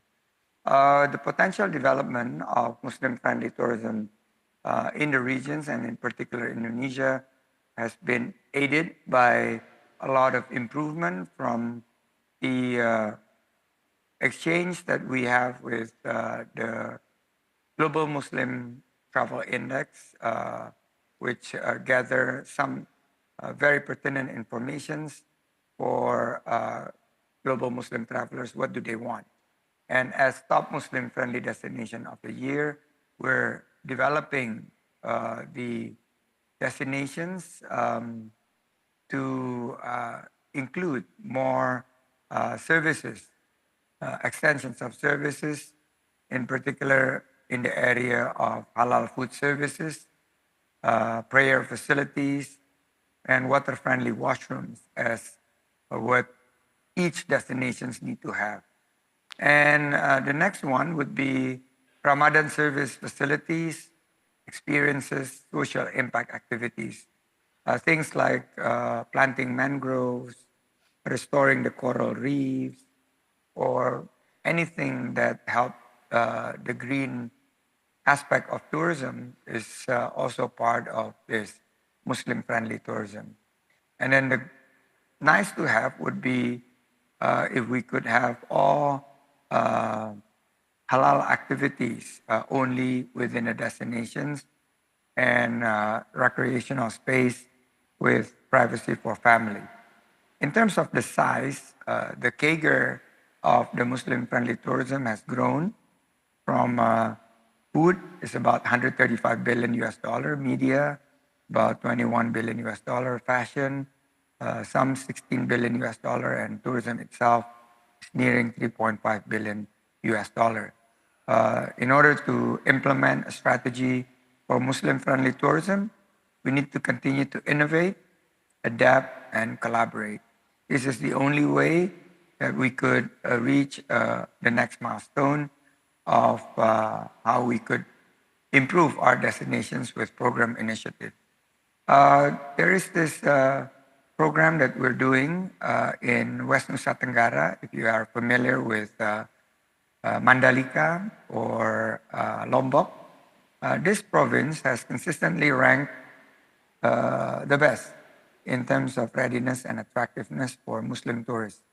And there are halal-friendly destinations also in few destinations, as well as East Java is building a kurma park that mimics the experience that we have in Madinah Al Munawwarah, and also Istiqlal Mosque, being the largest mosque in Southeast Asia, have program and activities that ranges to initiatives not only on certifications, but digitalpreneurship, e-catalog for wonderful Indonesia mosque, and many other events such as music, bilateral cooperations, as well as summit for small medium enterprises, and also in relations to entrepreneurship for the next generation. So thank you very much for having me. I'll turn it back to the moderator. Wabillahi taufiq wal hidayah. Wassalamualaikum warahmatullahi wabarakatuh. Thank you, Excellency. Just now you were focusing on the interest on the focus, Indonesia's focus on tourism industry. But on your capacity as a business person, in the spirit of today's conference theme, which is Together We Stand. So how do you see, what are the approach that we can use to increase collaboration among the Muslim and Muslim nations and Muslim economic countries? So I need to pick your brain on that. I was a businessman until I joined the public sector about 8 years ago. The business that I started continued to grow now. And from when we start, only the three of us, we have 3 employees. And I was employee number 1. Now we have about 30,000 employees across Indonesia and the region. And the thing that I brought into the public sector, and we can use also in terms of increasing collaborations among us, is definitely, I would call, a 3G mentality. What is a 3G mentality? The first G is called gercep. In Bahasa Indonesia, is actually short for gerak cepat. You need to move fast. We only have limited time, and we need to seize the moment with fast actions. But it's not enough. We need to do the second G is geber, gerak bersama. Means that we need to move together. Some wise man long time ago told us that if you want to move fast, you go by yourself. But if you want to go travel very far, then you go together.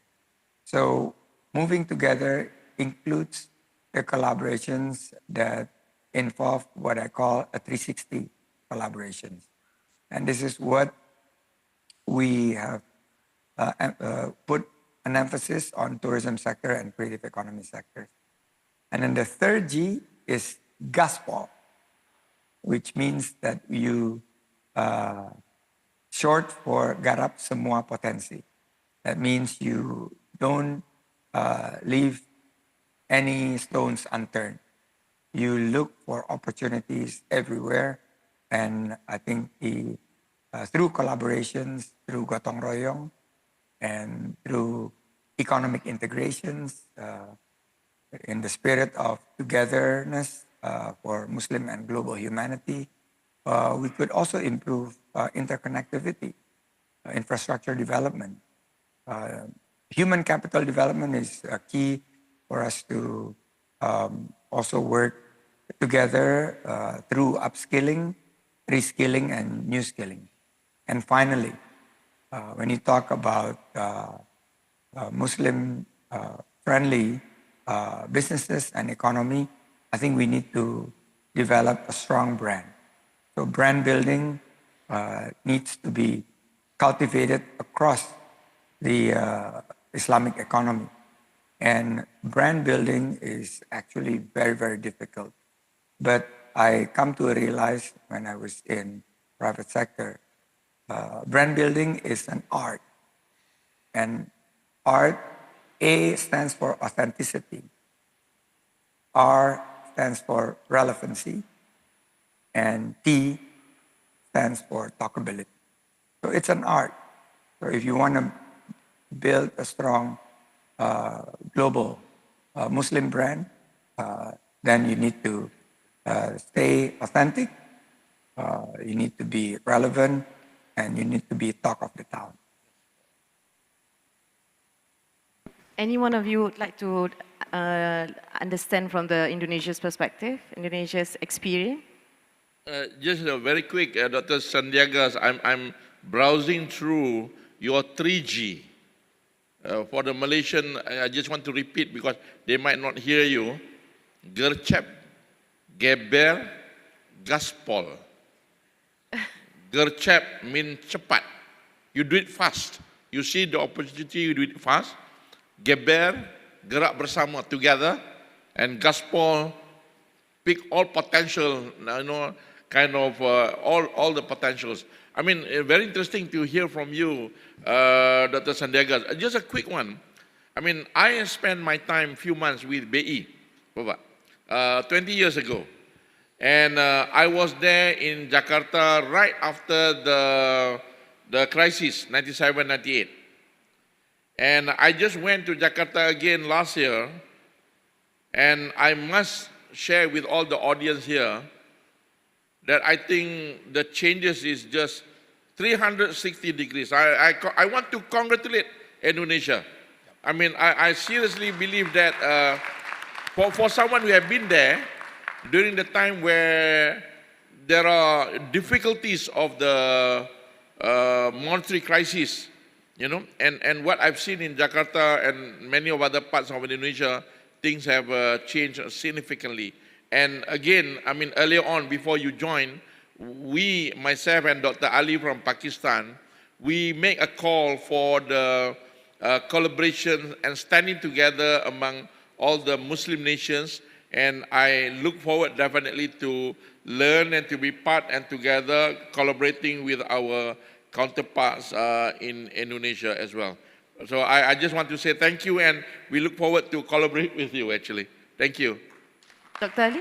Thank you, sir. We are completely on the same page, and I think with Dr. Ali, Pakistan, Malaysia, we're stand ready to collaborate. I think the potential is enormous, and I think through Gercep, move fast, Geber, move together, and Gaspol, basically covering all potentials, we would be able to achieve the goal of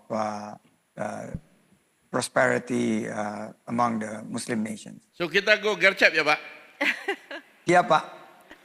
Okay, Dr. Ali wish to add something. I would like to add quickly on the actually Indonesian experience, Dr. Sandiaga, and based on my understanding, please correct me if I'm wrong, but in last 25 years, there were two significant developments which Indonesia experienced, and that has implications also for the global audience we are talking about. First of all, of course, it was a political reformation. Indonesia transition made from authoritarianism to a democracy about 25 years ago. But then in 2007-8, a new set of laws was introduced by Indonesia, which was referred to as economic democracy. And in economic democracy, the message or the aim was that while we have achieved political freedom, now we want to make sure that economic freedom and economic development is there, but taking along all the segments of population. And I think that also played a very important role in Indonesia's fast-track development over the last few years, this concept of economic democracy. and maybe you can further comment on it and like to learn that point. Thank you, Dr. Ali. Well, it started in 1997 when we have a reform movement led by the monetary crisis, which then was followed by the first open elections in Indonesia in 1999, and we transitioned into the full-fledged democracy. In 2004, the first direct presidential election was held, and we embarked into a 25 years plan in order to also democratize our economy. And I am a product of that democratizations of opportunities. In the past, opportunities for business in particular was reserved only to few handful big conglomerates.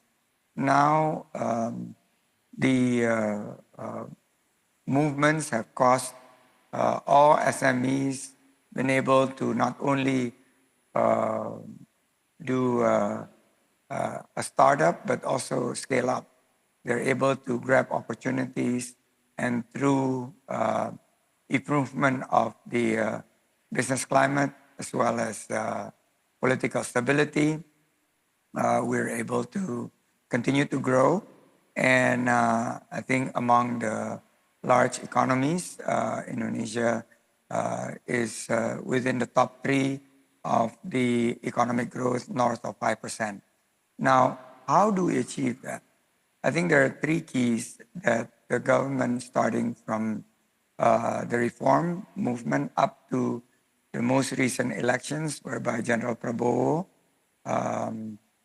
has succeeded in with the theme of continuity to win the mandate from the people to lead starting October, is continue to build on human capital, invest big on human capital, and that actually has made into law by 20% of the budget is earmarked by the constitutions to be given to the education sector. Secondly, is to strengthen the institutions.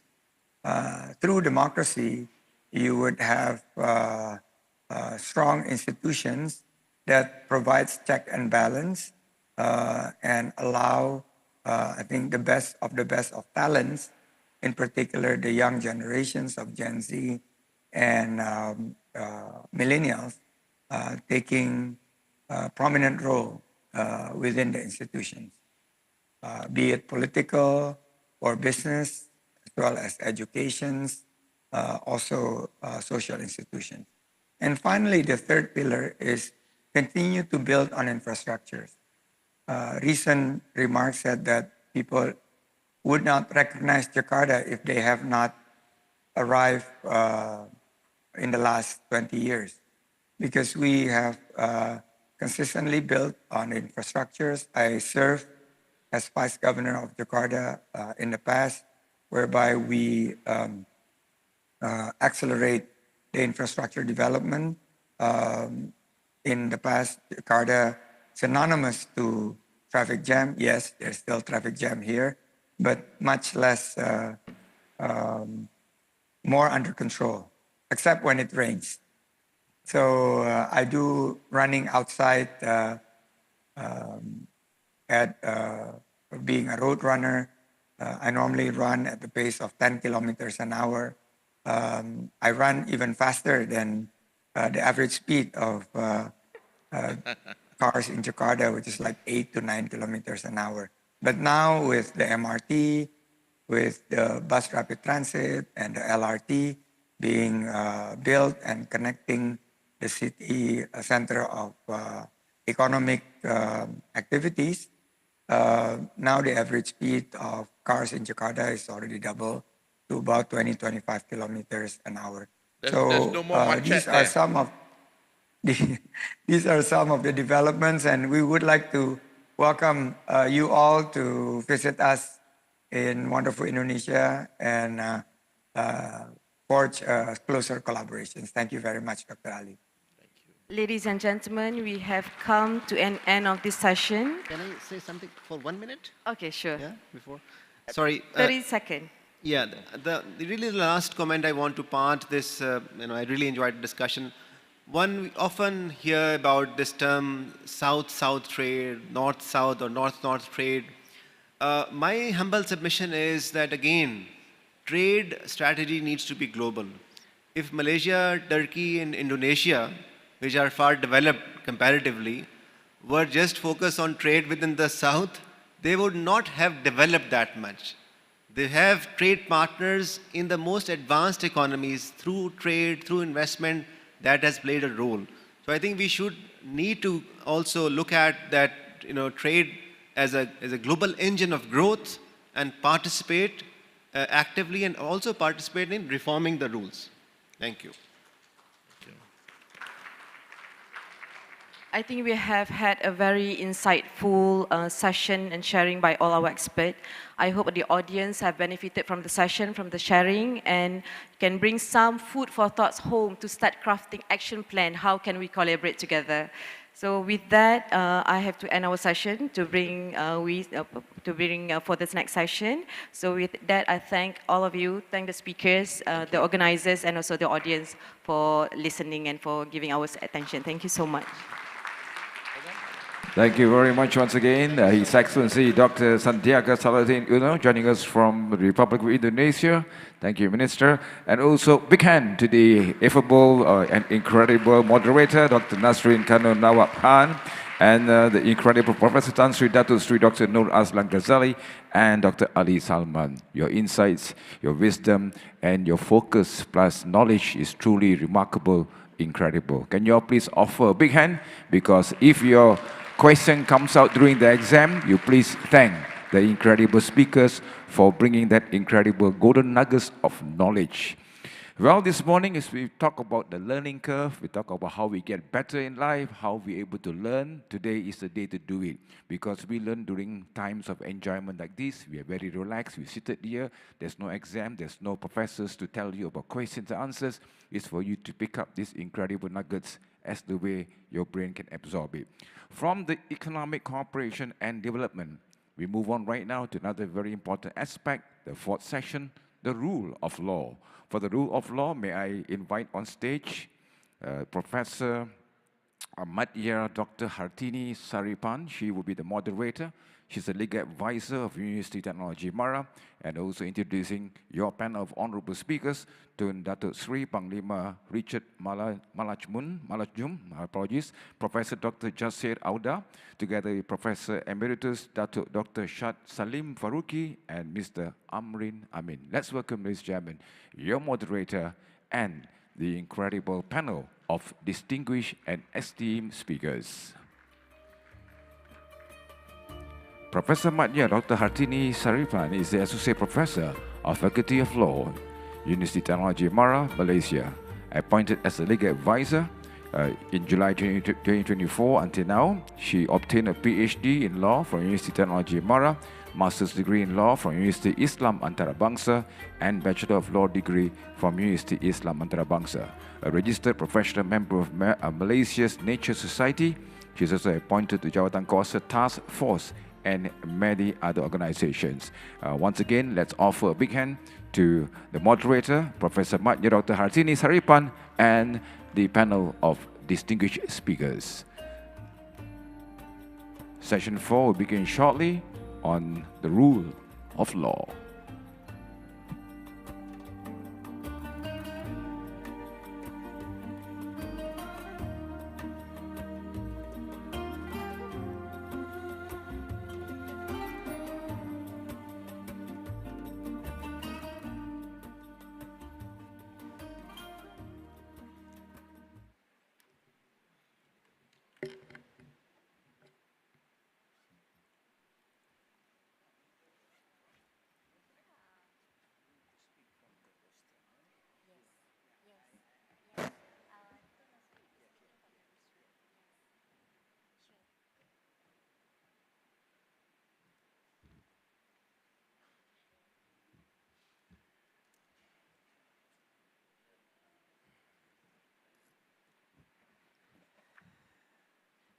I'm not sure. Shall we start now, the Secretary?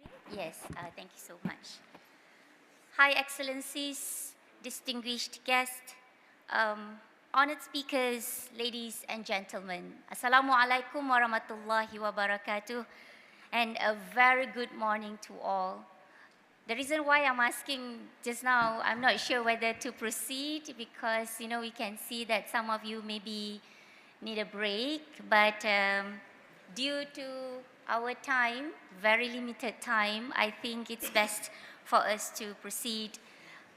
Ladies and gentlemen, first of all, we would like to thank the Vice Chancellor of USAS, Yang Berbahagia Professor Datuk Dr.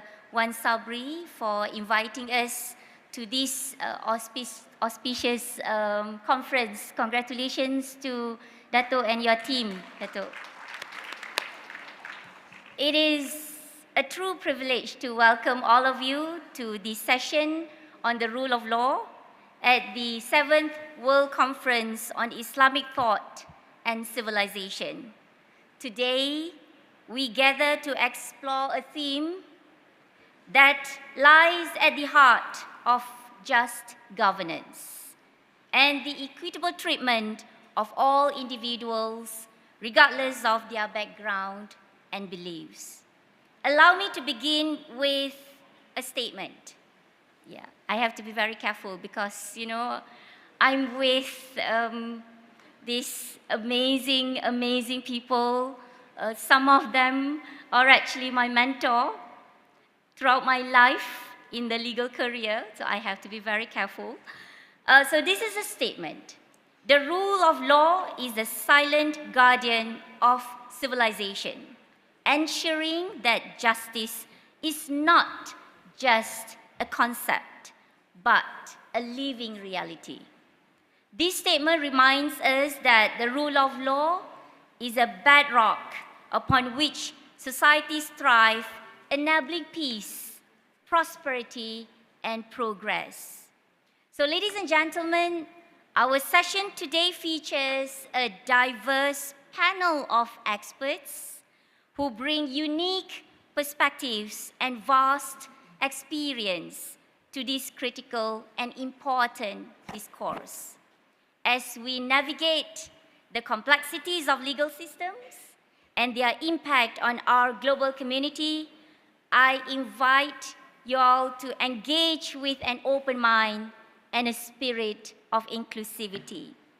So to set the stage, consider this timeless wisdom that justice is the constant and perpetual will to render to each his due. So just as the stars guide sailors through the night, so does the rule of law guide our societies toward justice and equality. It is the unwavering beacon that ensures every individual rights are protected and respected. So in our session today, we are privileged to have 4 distinguished speakers whose experiences and insights span the globe and bridge diverse perspectives. Ladies and gentlemen, join me to welcome first and foremost Yang Amat Berbahagia Tun Datuk Seri Panglima Richard Malanjum, Ombudsperson to the United Nations Security Council and the 9th Chief Justice of Malaysia. Second, please join me to welcome Professor Dr. JASSER AUDA, President, Maqasid Institute Global and visiting professor of ISTAC-IIUM. Together with us, we also have Yang Berbahagia Professor Emeritus Datuk Dr. SHAD Salim FARUQI, Chair, Tunku Abdul Rahman University Malaya. And we also have Mr. Amrin Amin, Head of Corporate Development Division, Temasek Foundation, Singapore. So ladies and gentlemen, as we delve into a very rich discussion, it is now my pleasure to invite our distinguished speakers to share their insights and perspectives on the rule of law. Each speaker will have 15 minutes. Yeah, Tun, Prof, 15 minutes, yeah? Each speaker will have 15 minutes for the presentation, after which we will have an engaging Q&A session to delve deeper into this issue. So our first speaker, ladies and gentlemen, Yang Amat Berbahagia Tun Datuk Seri Panglima Richard Malanjum, definitely will bring a wealth of experience as the 9th Chief Justice of Malaysia. Tun is currently based in New York. So USA's jaw-dropping, flew Tun all the way from New York. Okay, bukannya dari KL.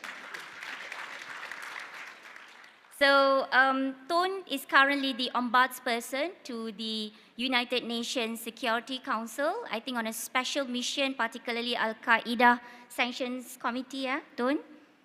So I was asking Tun just now, every time you went to Middle East, did you wear a bulletproof vest?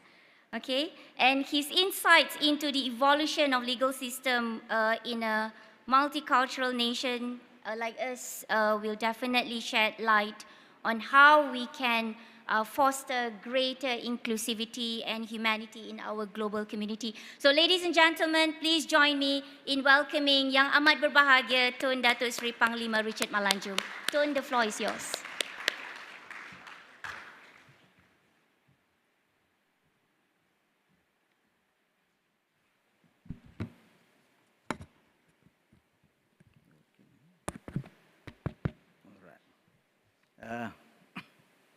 Selamat pagi kepada semua hadirin. Pertamanya terima kasih kepada pihak Manjur untuk menjemput saya kepada sesi ini, dan ini adalah amat bermakna kepada saya karena ini terulungnya kali saya dapat memberi ucapan di konferensi seperti ini, ya. Terima kasih. Dan untuk tidak membuang masa, karena kami dapat 15 menit saja, minta izin kalau saya boleh meneruskan ucapan saya dalam bahasa Inggris, ya, dengan izin. Ladies and gentlemen, and your excellencies and professors, fellow speakers, and all present. First of all, as I said just now, I thank the organizers, especially the Vice Chancellor, Professor Dato' Wan Sabri, for this invitation. Now, I will give a quick snapshot of the pride and the concerns of the rule of law gleaned from the national and international perspective, yeah? And with particular reference to Malaysia. I will start by this, the rule of law in the context of Malaysia.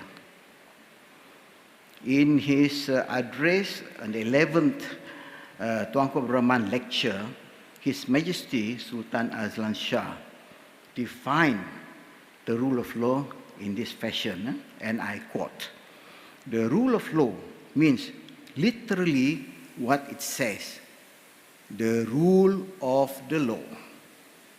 Taken in its broadest sense, this means that people should obey the law and be ruled by it. But in political and legal theory, it has come to be read in a narrow sense that the government shall be ruled by law and be subject to it. The ideal of the rule of law in this sense is often expressed by the phrase government by law and not by men." Now, ladies and gentlemen, His Majesty embodied the meaning of the government by law in the famous case of Pengarah Tanah Galian against Sri Lanka. And again, I quote what His Majesty said, "Every legal power must have legal limits, otherwise there will be dictatorship." And he said that I once again emphasize that what has often been said before, that public bodies must be compelled to observe the law, and it is essential that bureaucracy should be kept in its place. Close quote. Indeed, ladies and gentlemen, the word law has been interpreted by our courts. And in the case of Lee Kuan Yew in 2009, when the court says this, law includes written law, the common law insofar as it is operation in the federation, or any part thereof, or any custom and usage having the force of law in the federation. This is actually a quote of Article 1602 of the Federal Constitution. And the court went further to say this, yeah? The rules of natural justice are an integral part of the rule of law. Natural justice, integral part of the rule of law. Accordingly, the rule of law in all its facets and dimensions is included in the expression law, wherever used in the Constitution. Hence, the expression law in Article 5.1 includes written law and the common law of England, that is to say, the rule of law, and all its integral components, and in both its procedural and substantive dimensions. For it is now settled that the rule of law has both procedural and substantive dimensions. Close quote.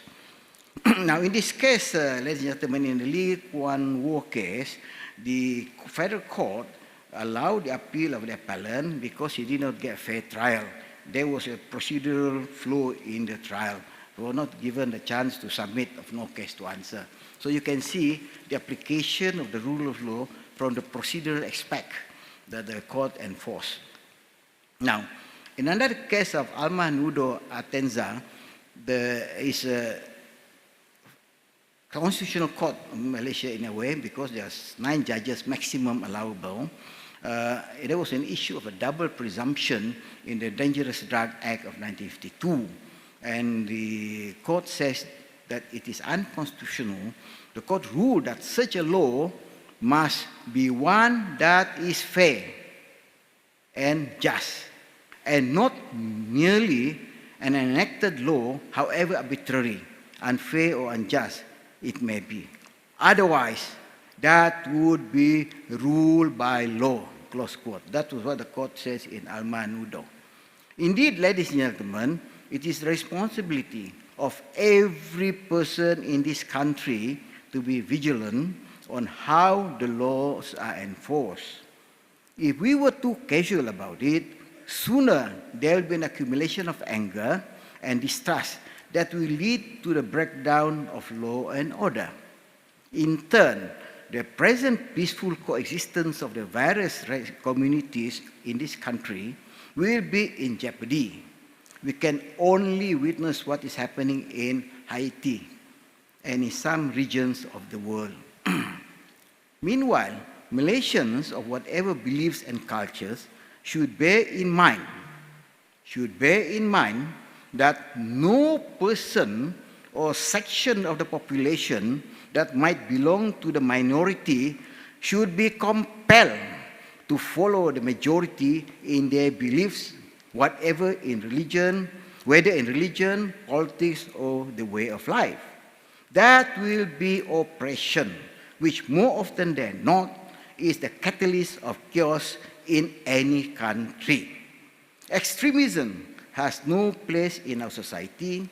The power of the majority is not equal to extremism and oppression of the minority or the weak.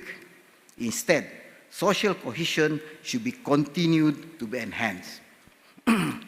Ladies and gentlemen, I was privileged to sit in a case called Bagi Bato when I was on the bench, and I had the opportunity to say this, and I quote, "A piece of legislation passed by Parliament or State Assembly may be the will of the majority, but it is the court that must be the conscience of society, so as to ensure that the rights and interests of the minority are safeguarded. For what use is there in the acclamation, all persons are equal before the law and entitled to the equal protection of the law," that is Article 8 of the Federal Constitution, when it is illusory. It is an established right, If an established right in law exists, a citizen has the right to assert it, and it is the duty of the courts to aid and assist him in the assertion of his rights. The court will therefore assist and uphold a citizen constitutional right, close quote. That's what we said in what I said in Bagi Bato case. Now, ladies and gentlemen, for a nation to thrive, the laws and interpretation must be in tandem with society's need.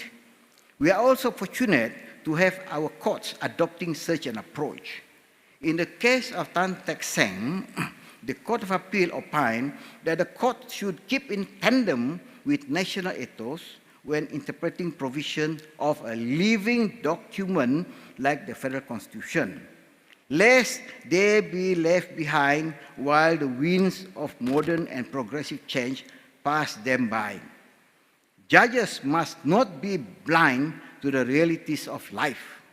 Neither should they wear blinkers when approaching a question of constitutional interpretation. They should, when discharging their duties as interpreters of the supreme law, adopt a liberal approach in order to implement the true intention of the framers of the Federal Constitution, close quote.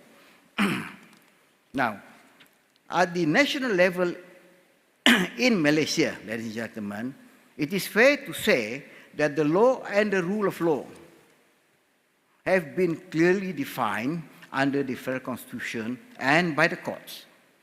The Malaysian court have made a plethora of decisions that safeguard, update, and ensure the application of the rule of law and not ruled by law in the administration of the law. In turn, such an environment has set Malaysia apart from other neighboring countries in terms of economic, fiscal, cultural, and social development.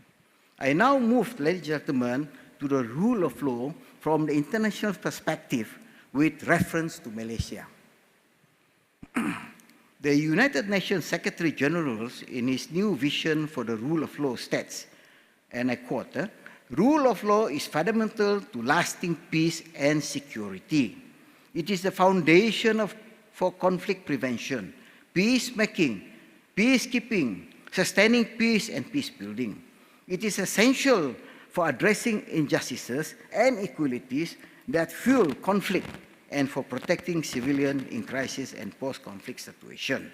That, close quote. That was the new vision of the Secretary General of the United Nations on the rule of law. Now, it is heartening to read such an ideal.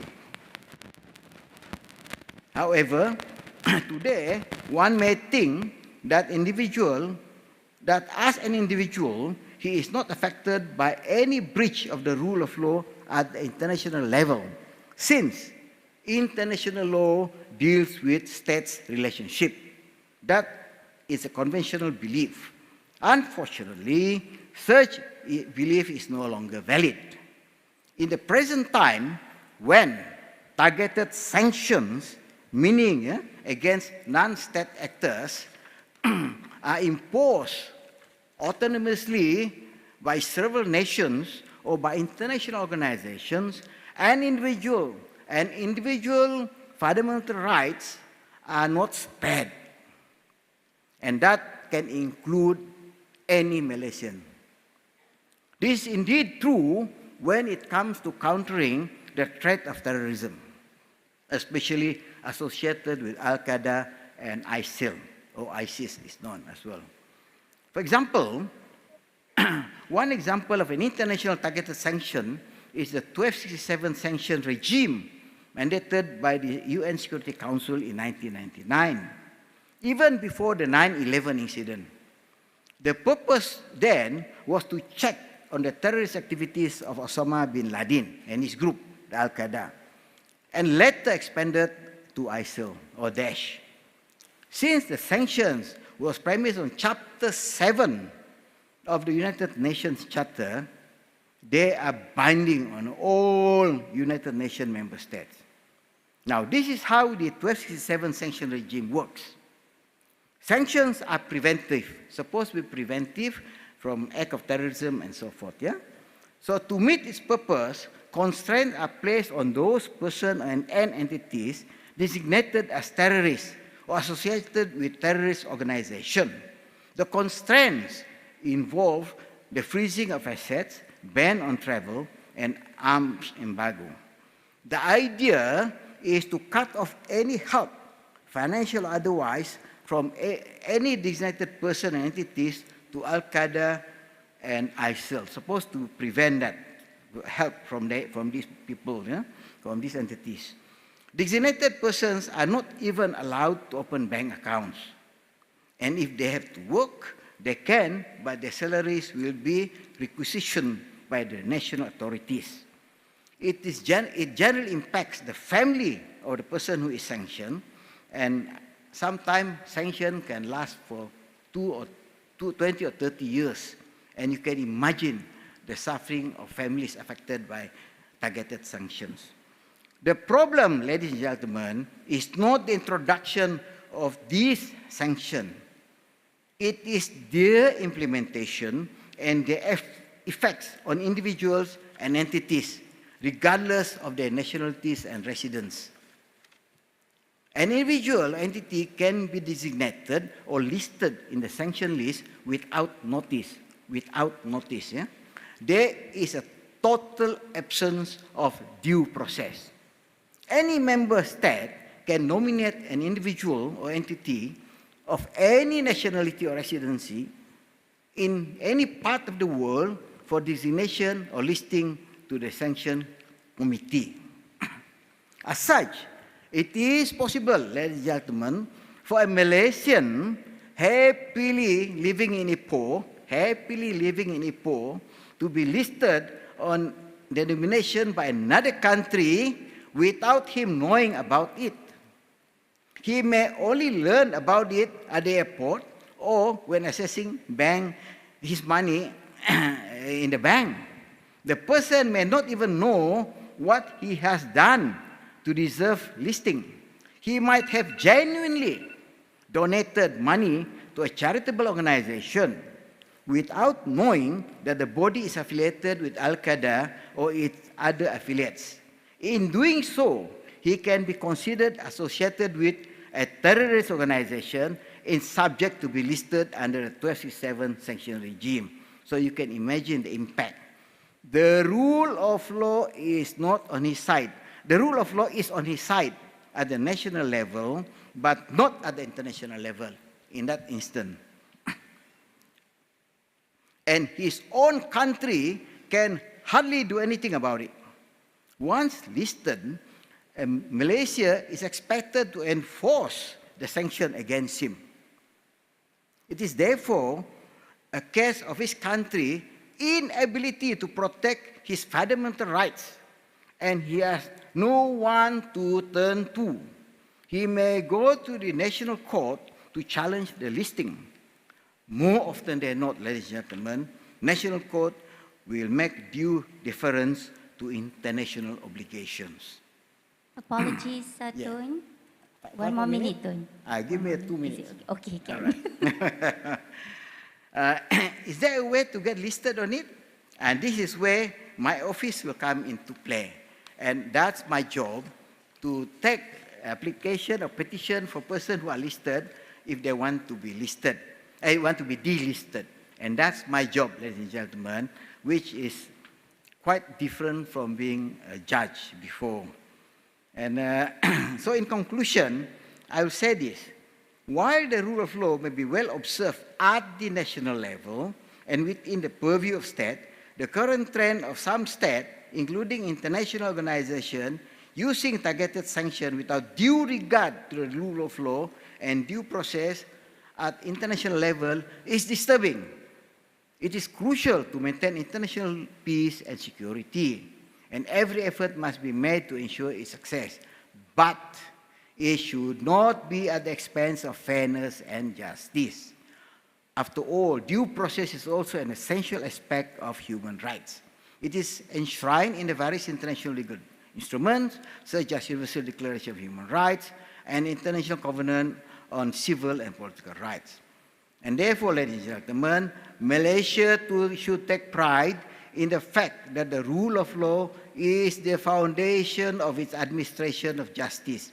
We owe it to our founding fathers of this nation who introduced a government by law and not by man ab initio.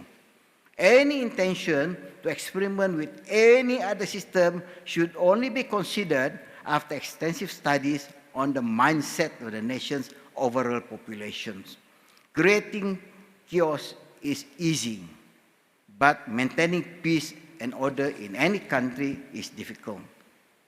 Anarchy is a path to extinction of any society. Thank you for listening, ladies and gentlemen. Thank you so much, Tun. And my apologies, Tun, yeah? Yeah. All right. So, ladies and gentlemen, another round of applause for Yang Amat Berbahagia Tun. Thank you so much. Tun has actually provided a comprehensive overview of the rule of law from both international and national perspective, national lens. And of course with a particular focus on Malaysia. And it was very, very interesting to see how Tun has actually narrated the historical context, the judicial precedent, as well as Tun was also talking about the established rights of every civil citizen. And I think towards the end of Tun's speech, Tun has actually highlighted how the ombudsperson, the ombudsperson office has actually played an important role in ensuring, in upholding the rule of law, particularly in ensuring that due process is being taken care of and is being followed strictly. So I think Tun has actually examined the perspective in a way that it was actually a compelling call to preserve and strengthen the rule of law as a solid foundation of a just and a peaceful society. Thank you so much, Tun. Next, ladies and gentlemen, we have Professor Dr. JASSER AUDA. And Professor Dr. JASSER is a scholar of Islam.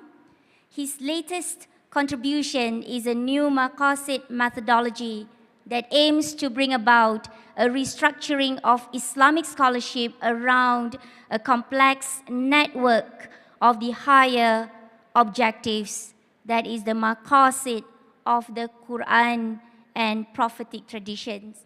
So ladies and gentlemen, we flew Professor Dr. JASSER from Canada.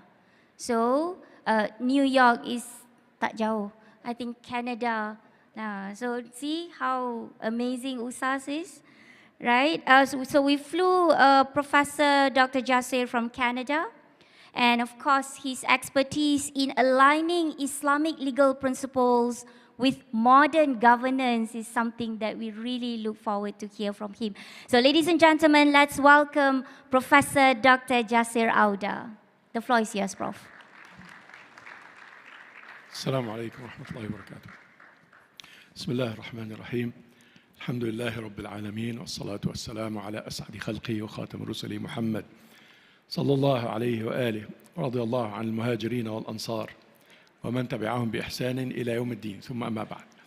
It is such a pleasure to be here. Thank you very much. I am honored, and thank you, USAS, for organizing this very important event and going by it year after year and developing. It is such a pleasure and honor to be here. My background and my professorship actually is not in secular law, but rather in Islamic law or in Arabic Sharia.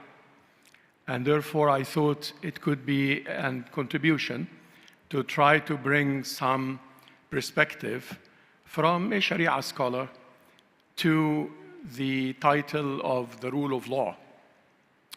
When we talk about rule of law in the context of the resistance of our brothers and sisters in Palestine who are resisting the stab of the Western Empire in the heart of the Muslim nation, the white supremacy apparatuses that they are standing against. And in the context of South Africa taking Israel to the International Court of Justice, we must ask, when we talk about the rule of law, which law are we talking about? And it is necessary to define law based on justice rather than defining justice based on law. If the liberation movement in South Africa had gone by the law of the land and respected the system that was in place, we would not have seen the liberation of South Africa from the apartheid system. And if our brothers and sisters in Palestine go by the law and respect the apparatus, we would not see the resistance movement, and we would not see life and a hope for the region to defend itself and stand on its feet. And we would not have seen the way humanity now is realizing so much about the way it is governed and the way its media works and the way academics work and so many things that go against justice. And therefore, as important it is to abide by the law, it is very important, or as important, and I would say more important, for that law to be based on justice. How do you define justice? As Muslims, we refer to the book of Allah, subhanahu wa ta'ala. إِنَّ اللَّهَ يَأْمُرُكُمْ أَن تُؤَدُّوا الْأَمَانَاتِ إِلَى أَهْلِهَا. Allah is saying in Surah An-Nisa, and I'll take you through 3 ayat of Surah An-Nisa to give you a glimpse on how justice is defined in the Sharia. إِنَّ اللَّهَ يَأْمُرُكُمْ أَن تُؤَدُّوا الْأَمَانَاتِ إِلَى أَهْلِهَا. Allah commands you that you give the trusts to its people. وَإِذَا حَكَمْتُمْ بَيْنَ النَّاسِ أَن تَحْكُمُوا بِالْعَدْلِ. And if you judge amongst people, you judge with justice. إِنَّ اللَّهَ نِعِمَّا يَعِظُكُمْ بِهِ. Allah gives you the best advice. إِنَّ اللَّهَ كَانَ سَمِيعًا بَصِيرًا. Allah is the most hearing and most watchful. And then the next ayah says, يَا أَيُّهَا الَّذِينَ آمَنُوا أَطِيعُوا اللَّهَ وَأَطِيعُوا الرَّسُولَ وَأُولِي الْأَمْرِ مِنكُمْ. The next ayah, after saying judge with justice, says obey Allah, obey His Messenger, and those who are in charge of your affairs. فَإِن تَنَازَعْتُمْ فِي شَيْءٍ. And if you have a debate over something, go back to Allah and His Messenger to judge. And then the next ayah says, أَلَمْ تَرَ إِلَى الَّذِينَ يَزْعُمُونَ أَنَّهُمْ آمَنُوا بِمَا أُنزِلَ إِلَيْكَ وَمَا أُنزِلَ مِن قَبْلِكَ. Don't you see those who claim that they believe in you, Muhammad, and those who were before you? يُرِيدُونَ أَن يَتَحَاكَمُوا إِلَى الطَّاغُوتِ. They want to judge according to tyranny. وَقَدْ أُمِرُوا أَن يَكْفُرُوا بِهِ. They are ordered to disbelieve in tyranny. Those ayat, to me, define the basis of the law and therefore the legitimacy of that law in order for that law to have rule and to have a religious obligation to obey from the believers.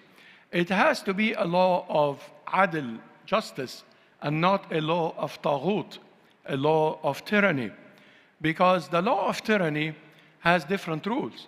The law of tyranny has an obligation on believers to try to change in the reality. And those who stand up and try to change the law of tyranny and they lose their lives are martyrs. And they are the best kind of martyrs, truth to power. And therefore, how to define justice is very important so that we can build a law on justice. I was once speaking at Yale University, and I had a discussion in the Q&A with a professor of law at Yale, who argued that there is nothing called justice. Justice is a construct. He comes from a postmodern perspective. And therefore, it is the law that is justice and not justice that is to be served by the law. A positive law, typical approach. And I told him that, yes, I agree with you that justice does not have a philosophical argument to be founded on, but to me, justice has a religious argument to be founded on. I believe in justice not because of a logical argument, but I believe in justice because God is just and He revealed His books so that we establish justice. How do you establish justice according to the Book of Allah?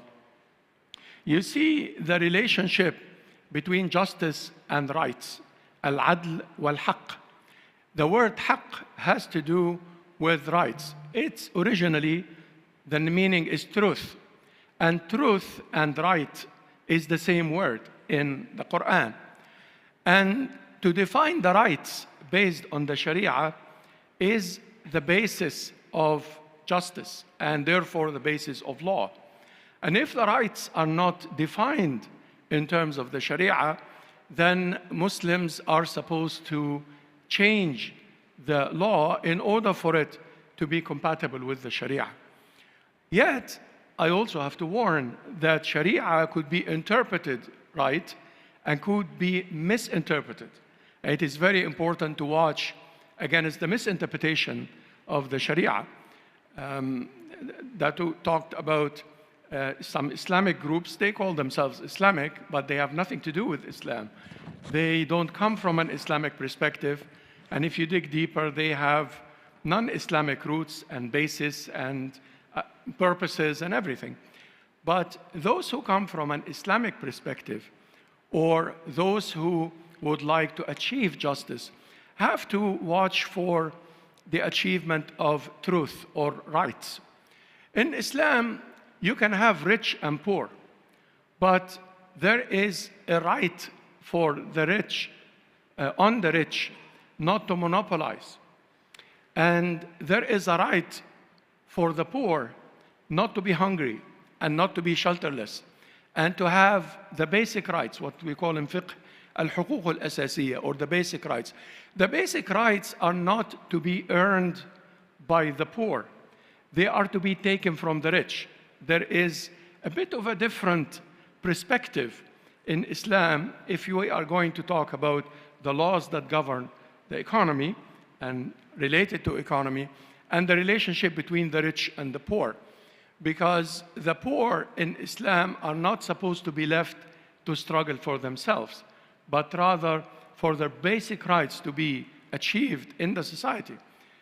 His Royal Highness talked yesterday about zakah, and that if we take just maybe 1% rather than 0.02% of the zakah, let alone taking 100% of the zakah, as it is the role of the state in Islam. If we take 10% of the zakah, another research is saying, we would have no poverty in the world, not just in Muslim lands. But people do not pay zakah because the law is not enforcing zakah on them. The richest countries in the world are Muslim countries, and sometimes if you divide their wealth over their population, you get big numbers, astronomical numbers, but the government, who is Muslim, at the same time is not taking zakah and is not paying zakah on the collective wealth of oil or natural resources, which are zakatable if you look into the Sharia with a justice perspective rather than the Sharia in an apologetic way.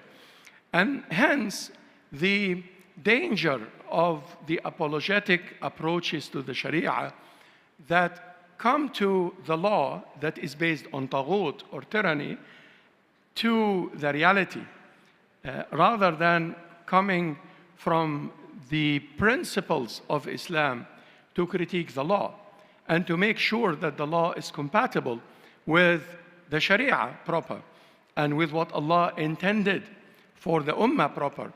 Zakah is the simplest example of taking from the rich to the poor. You're not supposed to eliminate something called rich or something called poor in a society, but it is mandatory for a Muslim government to take the zakah from the rich to the poor. It is also mandatory for a Muslim government to have the proper legislation for people to be able to make endowments or foundations. His Royal Highness talked about it yesterday as well, waqf, as one of the pillars of an Islamic society. Why? Because in waqf, you give part of your will or part of your extra wealth in order for education not to be a monopoly, for health not to be a monopoly. Hospitals in the Islamic history were not trading in people's lives. They were waqf, and therefore it was a right for someone to go and seek medication and seek education. It was a right for the basic markets. The waqf was the foundation of the market rather than credit, and that's a very different economy we're talking about. The waqf was the foundation not just for the masajid and the rituals, but for the basic needs of the society. And if we combine the obligations on Muslims to pay zakah and the recommendation to found awqaf, we are not going to have issues of injustice, and therefore the law then would be obeyed. أطيعوا الله وأطيعوا الرسول وأولي الأمر منكم. Then there is ta'ah, there is obedience in that sense, and any revolt would not be a freedom fighting or would be a rights movement. Any revolt would be then dissent that has to be crushed by the Sharia. But if the dissent is about establishing justice and establishing right, it is supposed to be supported by the supporters of the Sharia. I thought that I would give some remarks in the minutes that are available to me that has to do with the Sharia and justice and the huquq, the rights and the law, if we call it KHANUM in that sense, and that we should define the right law based on the Sharia rather than defining the Sharia by saying that people abide by the law and then they are then people who are abiding by the Sharia. Thank you very much again for inviting me, and barakallahu feekum wa nafa'allahu bikum. Assalamu alaikum wa rahmatullah. Wa alaikum assalam wa rahmatullahi wa barakatuh. Thank you so much, Professor Dr. JASSER, for your illuminating, I would say, and profoundly insightful exploration of the rule of law, particularly from the perspective of Islam. And I think it was very, very enlightening for all of us to appreciate, to comprehend what I call the relationship between the philosophical argument and the religious the religious argument of the rule of law, of Qanun.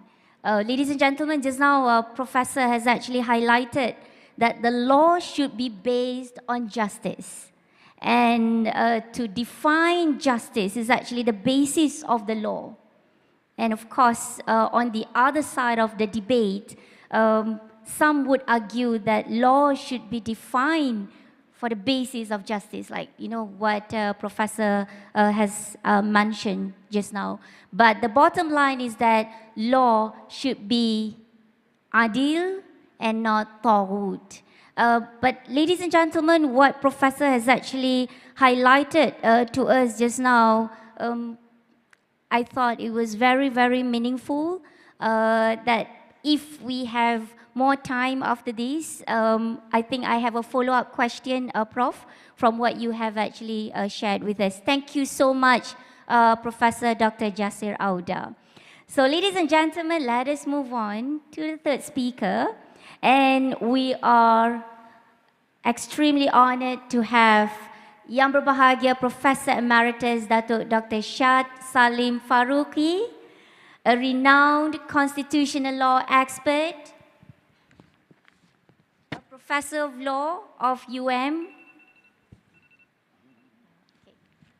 professor of law of UM, and I must also mention the emeritus professor of UITM. Okay, and Professor Emeritus is currently holding the chair for the Tunku Abdul Rahman chair as a professor of constitutional law. So, ladies and gentlemen, Professor Emeritus has a deep understanding of how constitutional law can bridge, I would say, differences and promote unity in diverse societies.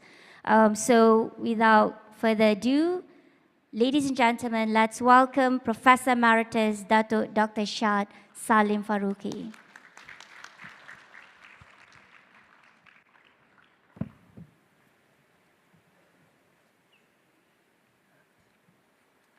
Bismillahirrahmanirrahim. Assalamualaikum warahmatullahi wabarakatuh. Dan salam sejahtera. May peace be upon you all. Yang berbahagia Dato VC, TNC, and distinguished guests, it's a great honor for me to be in your presence.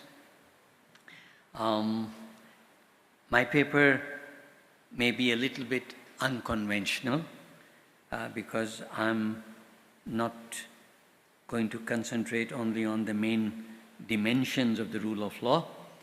I will also attempt to offer a critique of this venerated ideal from an Asian, African, and possibly Islamic perspective. Let me go to slide number 2, the doctrine of the rule of law. As we all know, the rule of law is an ideal of good government and just constitutional arrangements. It consists of many venerated principles, doctrines, procedures, and institutions. Its important goals are to control the government without crippling it. Its important goal is to balance the might of the state with the rights of the citizens, to safeguard human rights, and to provide remedies when rights are violated. Now, in the third world perspective, the rule of law has a strong socio-economic dimension. I've said this earlier at other seminars. I think food is as important as freedom, and bread is as important as the ballot box. But please don't misunderstand me. I'm not saying that freedoms must wait till economic development is achieved. I'm not talking of prioritization. I think both must go hand in hand. From an Asian perspective, the constitutional guarantee of life in Article 5, Clause 1, no person shall be deprived of his life or liberty save in accordance with law. The word life, the term life, must include the graces of the guarantee of the socio-economic necessities of life so that life can be lived in dignity.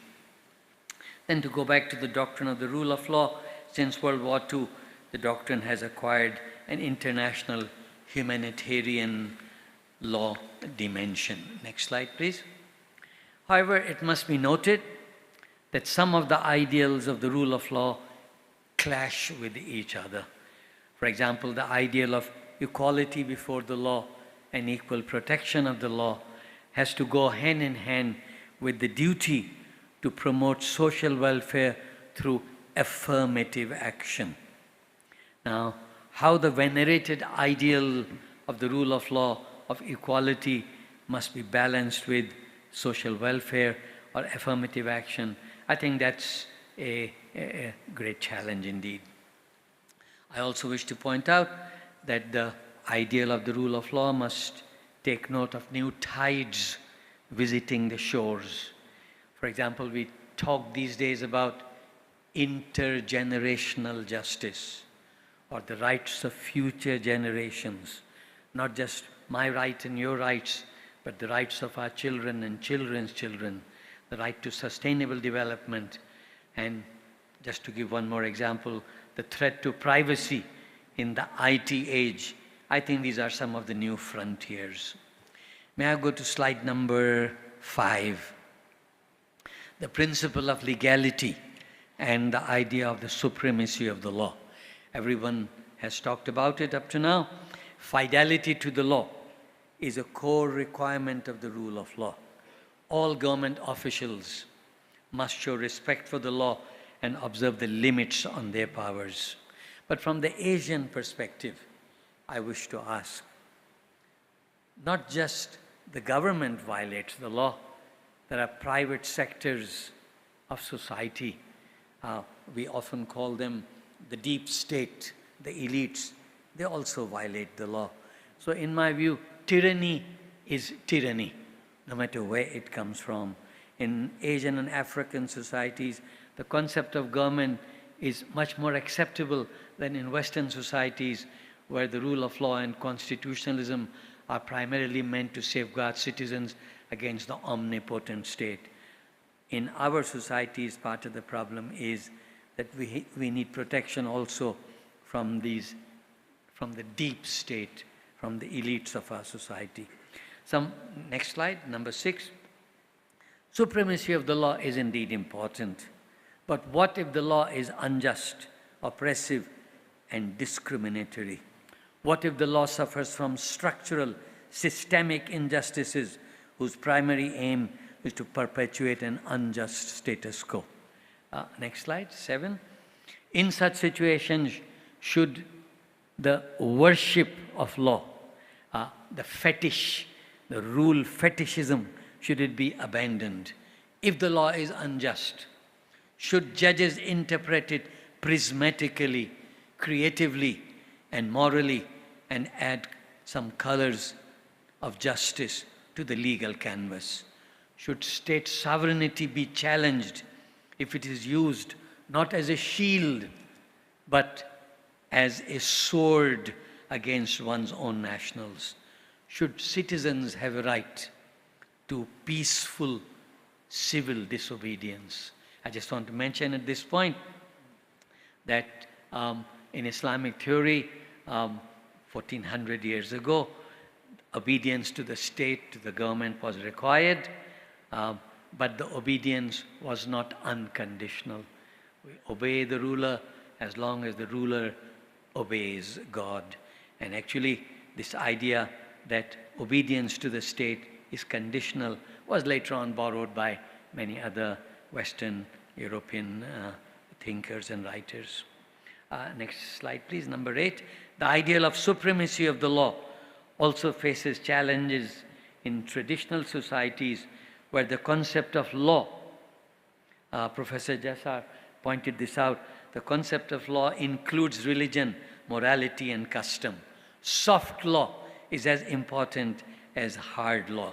And I have to say this, in Malaysian society and many other societies, the formal constitution and other enacted laws are not seen as the final arbiter of what is right or wrong. State enacted law is not regarded as significant a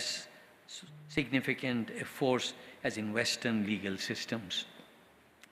May I skip to slide number 12? That brings me to the next point. Along with legality, there must be just legality. It's not enough to have a rule by law. There must be a rule of law. Slide number 13. Our former Chief Justice, Tun Richard Malanjum, who is here today, introduced this idea of the distinction between rule of law and rule by law in the case of Alma Nudo Atenza 219. You see, in Article 5, Clause 1, it says, no person shall be deprived of his life or liberty, save in accordance with law. In this particular case, Alma Nudo, there was a drug trafficking law containing a double presumption against the accused. And Tun, in his decision, in his very great decision, said that the law was disproportionate. So the idea is that the term law cannot be any law whatsoever passed by Parliament. It has to be a law that is reasonable, that is proportionate. May I go to slide number 15? Of special interest to the rule of law are guarantees for personal liberty, equality, property, free speech, and freedom of conscience. The rights of minorities are also of special concern. I acknowledge that human rights cannot be absolute. and the legislature must have the power to limit these rights.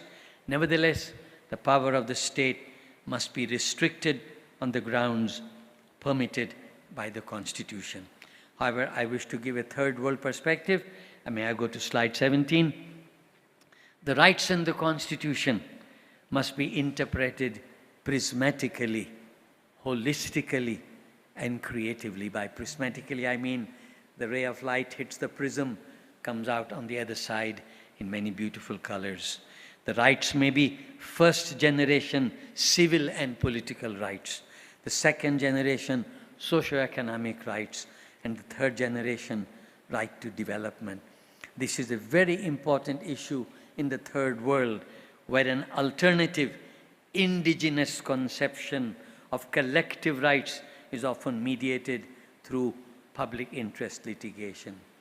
This is especially so in the case of communities like the Aborigines of Australia, the Orang Asli in Peninsular Malaysia, and the natives of Sabah Sarawak. May I please go to slide 21?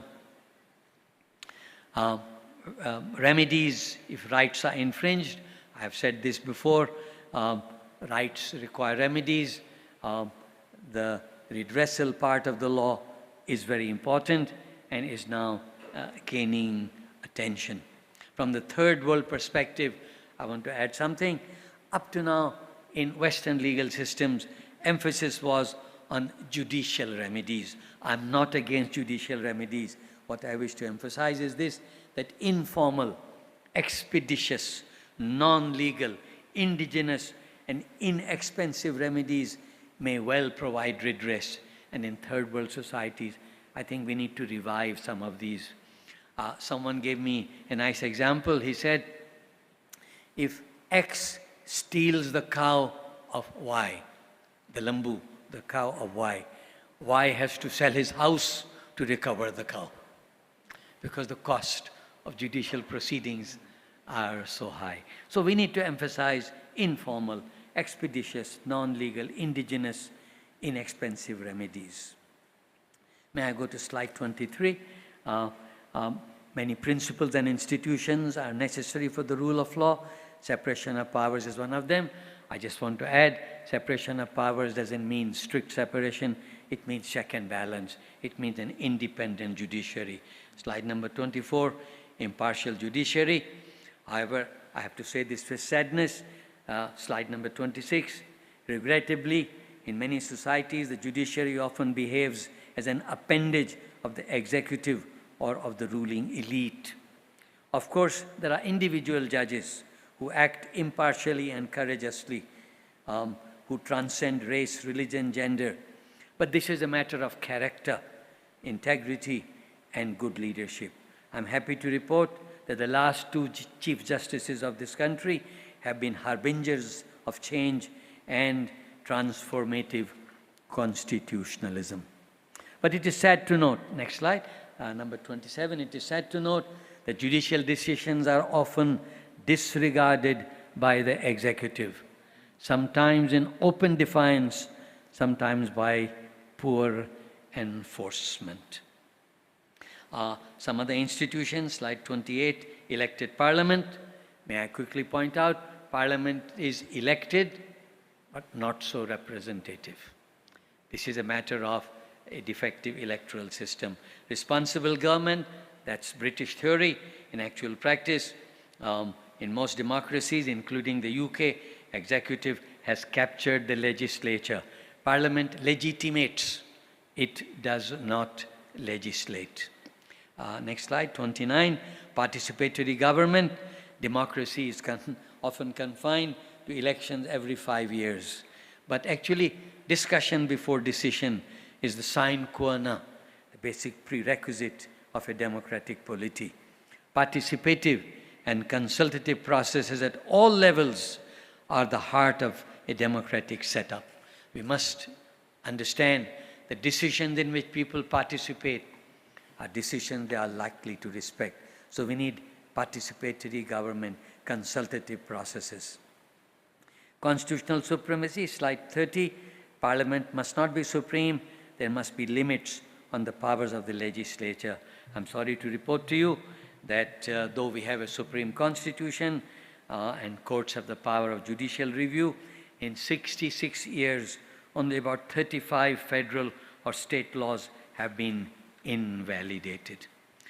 Slide 31, socioeconomic dimension. I have mentioned this earlier. I'll skip this. Let me go on to slide number 35.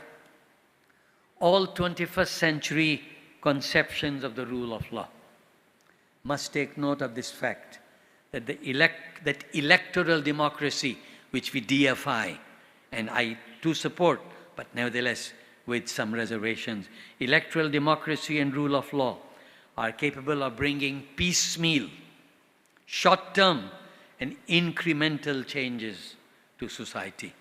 But they are incapable of structural and systemic changes to unjust structures.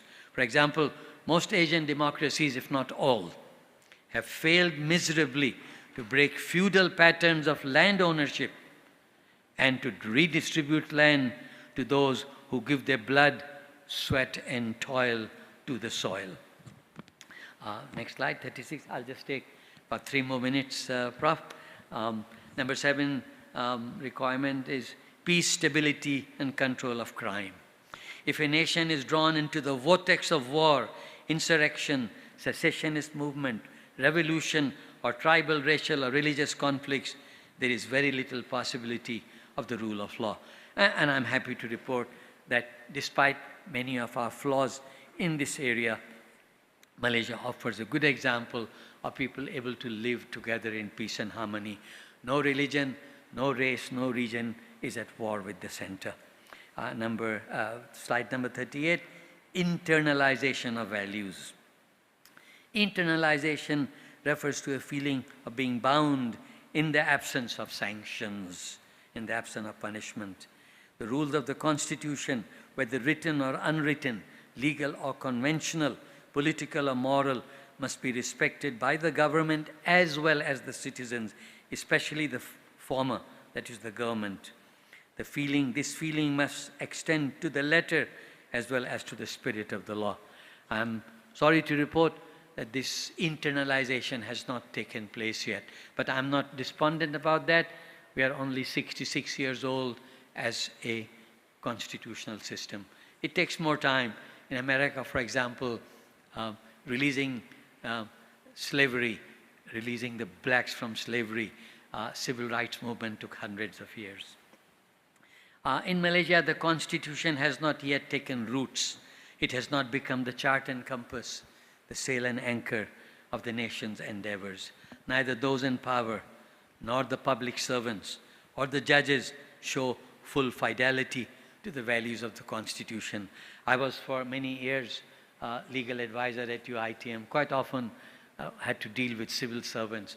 I said, but this is what the law says. And they would turn around and look at you with contempt and say, don't you know the pakililing of the ministry? In other words, the pakililing overrides the law, and the pakililing overrides the Constitution. That's the general attitude in the civil service. Finally, my last point, international dimension, slide 40. The domestic legal system must comply with international standards of human rights and good governance in its relation with its citizens. Previously, slide 41, previously the international rule of law in relation, in modern times, the international rule of law in relation to individuals has improved. The protection of the rights of the individuals and groups within a state has come to be recognized. However, I have to say this with sadness. This is slide 43, second last slide.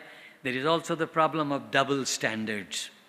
International humanitarian law is applied selectively against Asian and African miscreants, Asian and African leaders who commit massive crimes. The commission of or complicity in the crimes of genocide, ethnic cleansing, and war crimes by the US, UK, Israel, France, Australia, and to some extent Germany, go untried and unpunished. Slide 44. The ongoing Bidenyahu genocide in Gaza. I'm calling it Bidenyahu because America is equally complicit. This Bidenyahu genocide in Gaza is a case in point. By the way, the US has bombed 25 countries in 35 campaigns since World War II. International law and international institutions are unable to do anything about it. In the words of German professor Monika Polzin, a global illiberal dawn is upon us. Autocratization of international law is taking place. Not surprisingly, this autocratization is being led mostly by the so-called prophets of democracy and the rule of law in the West. And my last slide, 45, the rule of law is not just a formal legal concept. It has distinct socio-economic prerequisites. Its success or failure must be measured functionally and not just formally. In its functioning, I'm sorry to say, there is a wide gap between theory and reality, promise and performance, both in the West and in the East. In the USA or UK, France, there may be respect for the rule of law within its shores, with some qualifications. But when it comes to dealing with lesser people in Africa and Asia, there is absolutely no respect for life or liberty. So international relations are really not governed by the rule of law in the world today. International relations are still ruled by the rule that might is right. Thank you very much. Thank you so much, Prof. Dato Dr. SHAD Saleem FARUQI, ladies and gentlemen. Thank you so much, Prof. The deliberation of not just the legal principles, but more interestingly, the socio-economic prerequisites that I would say the inbuilt mechanisms and what we call inbuilt principles of justice and fairness. In fact, both Ton and Dato has highlighted it is not enough to just have the rule of law. This is actually in Ton's judgment. But what we want is the rule by law. And this has been hampered by, for instance, poor enforcement of the rule of law itself. So thank you so much, Prof. Dato. Now, ladies and gentlemen, we move on to our last speaker, a very special gentleman, Mr. Amrin Amin. And he is not only the head of the corporate development at Temasek Foundation, but more interestingly, he was a former senior parliamentary secretary for Home Affairs and Health Singapore, and he is also a lawyer by profession. So from being a lawyer to minister to now philanthropist. So ladies and gentlemen, let us hear from Mr. Amrin Amin, and I'm sure his experience in aligning corporate strategies with legal frameworks, and more so the act of philanthropic that he is currently holding the post. Let's welcome Mr. Amrin Amin.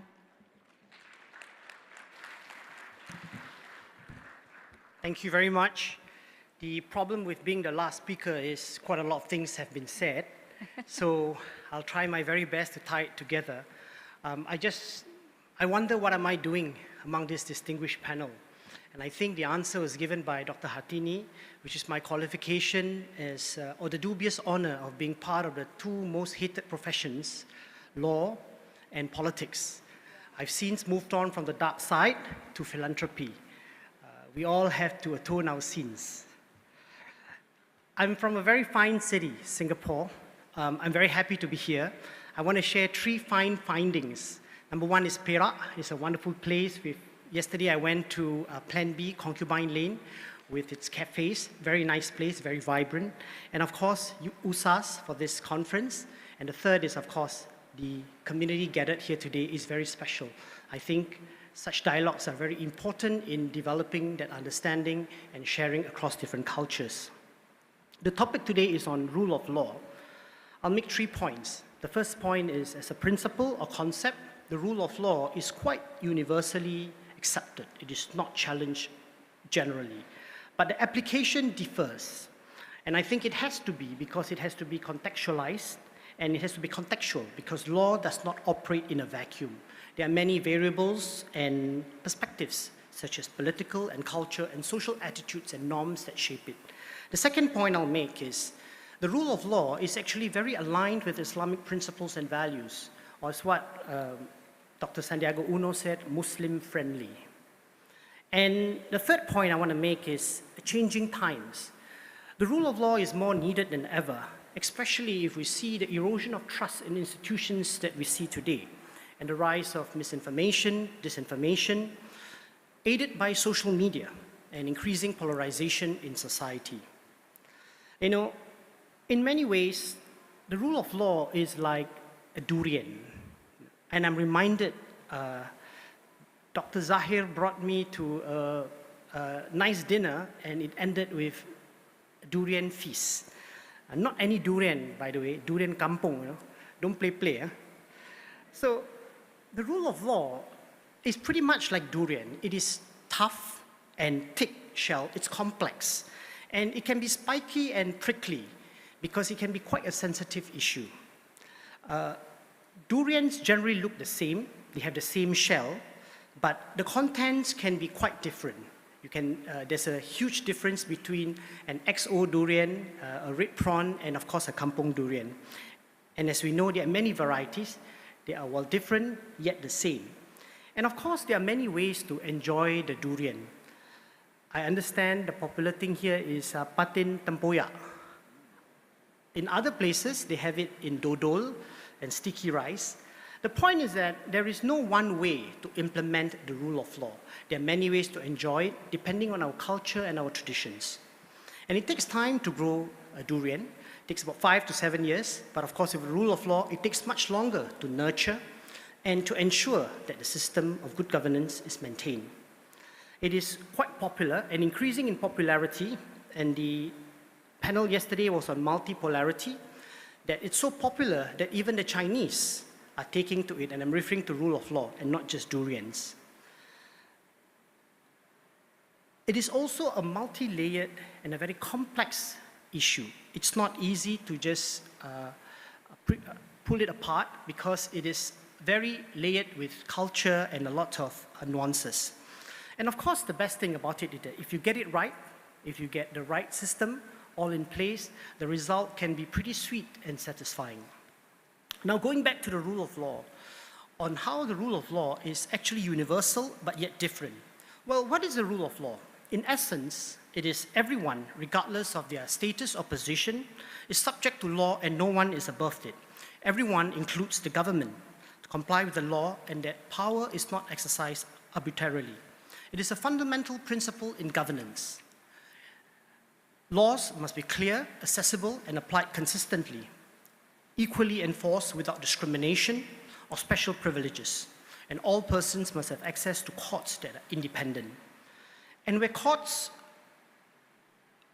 role is to resolve disputes fairly and objectively in accordance with legal principles. And importantly, there must be zero tolerance for corruption. While the concept is universally agreed, application must be adapted to each society. The rule of law is not a step-by-step recipe where you put 1 teaspoon of this and 1 teaspoon of that, and you get a good curry. It is not a rigid template. And I remember my mom's advice on this. And every time when I ask her how to cook something, she would give me all the ingredients but would leave out certain parts. And it's always this thing like, in Malay we call it garam secukup rasa, which is to taste. But it's not easy to see how much to put in. It can get too salty, and more often than not, that's the outcome that I get. Well, laws do not exist in isolation, but within a particular context, and it thrives within a broader political, economic, and social framework. There are webs of relationships to navigate and dynamics at play from parliament, executive, courts, and society. The key test of the success of laws or the rule of law is the benefit it produces for society and individuals. This echoes the point made by Dr. Shah, which is the end result, which is at the heart of it. But of course, inherent in this is what does a society value? What are the benefits that it craves for? What are the benefits that it desires? Take, for example, the balance between liberty and security. Which does a society value? This balance is an art and not a science, and the balance is not static. It can evolve over time. Like for instance, you saw example of the US, where there were 4 independent courts, free and open processes, due processes, but yet, when they were attacked in September 11, they formed Guantanamo Bay outside of the jurisdiction. So each society has to determine the right balance. And while we accept that the principle that the judicial process must be fair and independent, each society must calibrate the balance, or rather each society may calibrate the balance between liberty and security differently. So I guess it follows that it does not mean that all criminal processes must look the same for it to be fair. Like, for instance, not all criminal processes must have jury trials for it to be a fair trial. In some, there is no one-size-fits-all. And while the rule of law is a universal value, there must be room to nuance a country's unique circumstances, priorities, and value system. And the net effect must be that the rule of law promotes effective governance and welfare and ensure justice and fairness for all citizens, especially the minorities. Second point is that the rule of law is very much aligned with Islamic traditions and values. In fact, the rule of law is actually a universal concept and is applicable across diverse cultures and traditions. We see this being adopted as part of the Sustainable Development Goal, SDG number 16, Peace, Justice, and Strong Institutions. But to appreciate the universality of rule of law, it's valuable to consider its historical evolution. The foundational principles of rule of law can be traced to ancient civilizations. We look at the Mesopotamian, the Code of the Hammurabi, where it is one of the earliest written legal codes that established the principles that laws should be publicly accessible and uniformly applied. This early system laid the groundwork for the concept of justice under law. And of course, the Greeks, with philosophers like Aristotle, contributing significantly to our understanding of justice, the concept of distributive justice, which emphasizes fairness, equality, and including the modern interpretations of rule of law.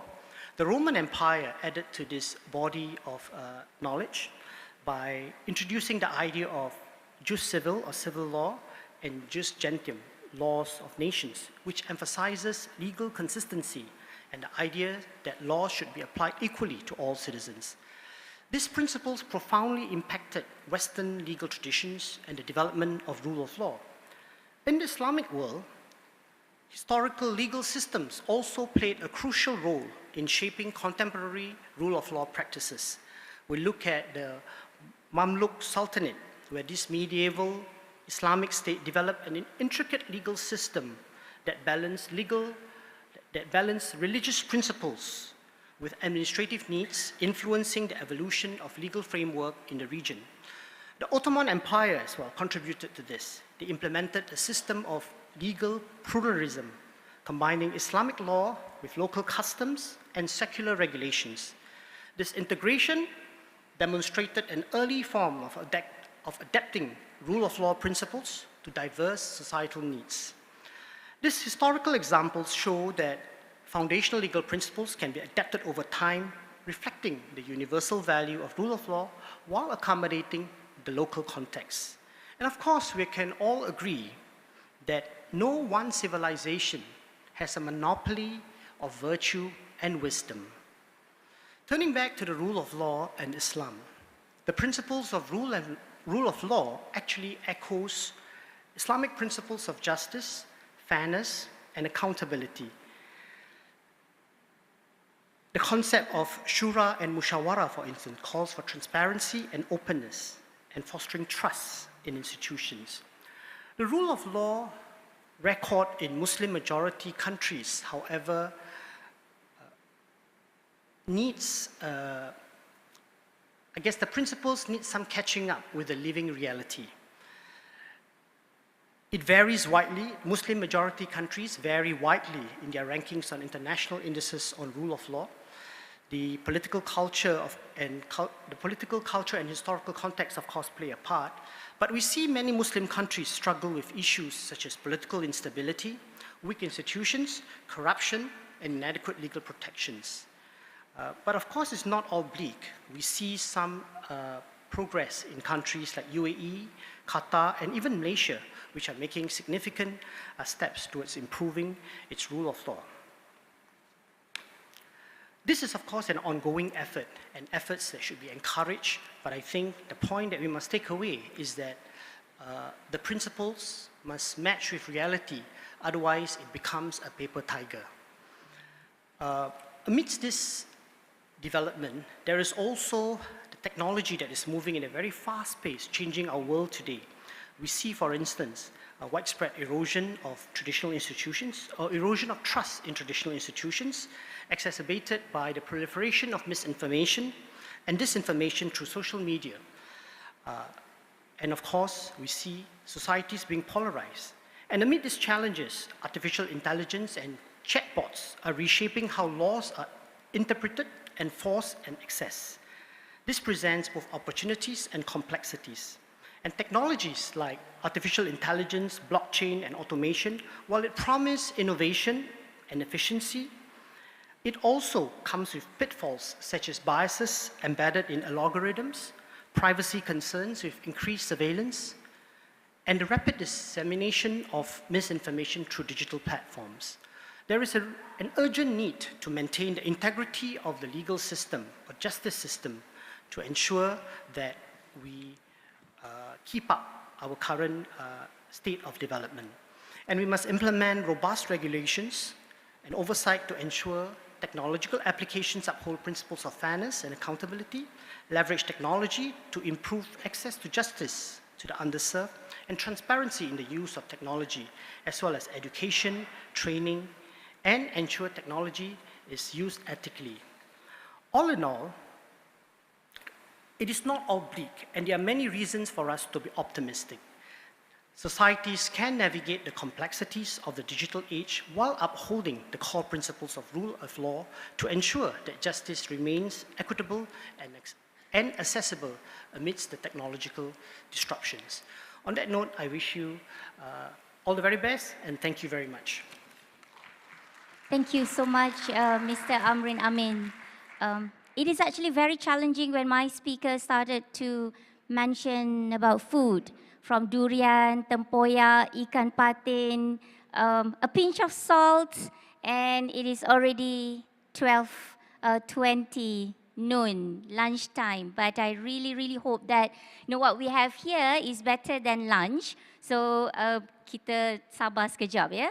I would love to have another round of discussion, but to recap a bit, I think Mr. Amrin has highlighted a very well said opinion on the universality of the rule of law, and obviously the rule of one size does not fit all. I think that is very true if we want to put it that way. And Mr. Amin has also talked about the innovative solutions to global challenges and fostering harmony and prosperity within our interconnected global community. With all these emerging technology coming up, the challenges are actually at a very grave scale. So ladies and gentlemen, like I said, I would love to have another round of discussion to give more opportunity for our speakers to share their thoughts, but I think it's best to open the floor for the Q&A, and while we are having Q&A, I'm sure the speakers can also continue sharing their wisdom with all of us. So I hereby open to the Q&A. Yes, Prof.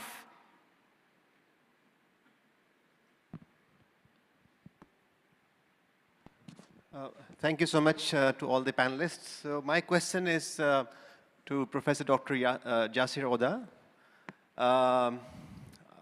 Since you are also the president of Maqasid Institute Global, so my question is directly on the Maqasid itself. I was listening very carefully when you brought law and justice together and argued that law should be driven by justice.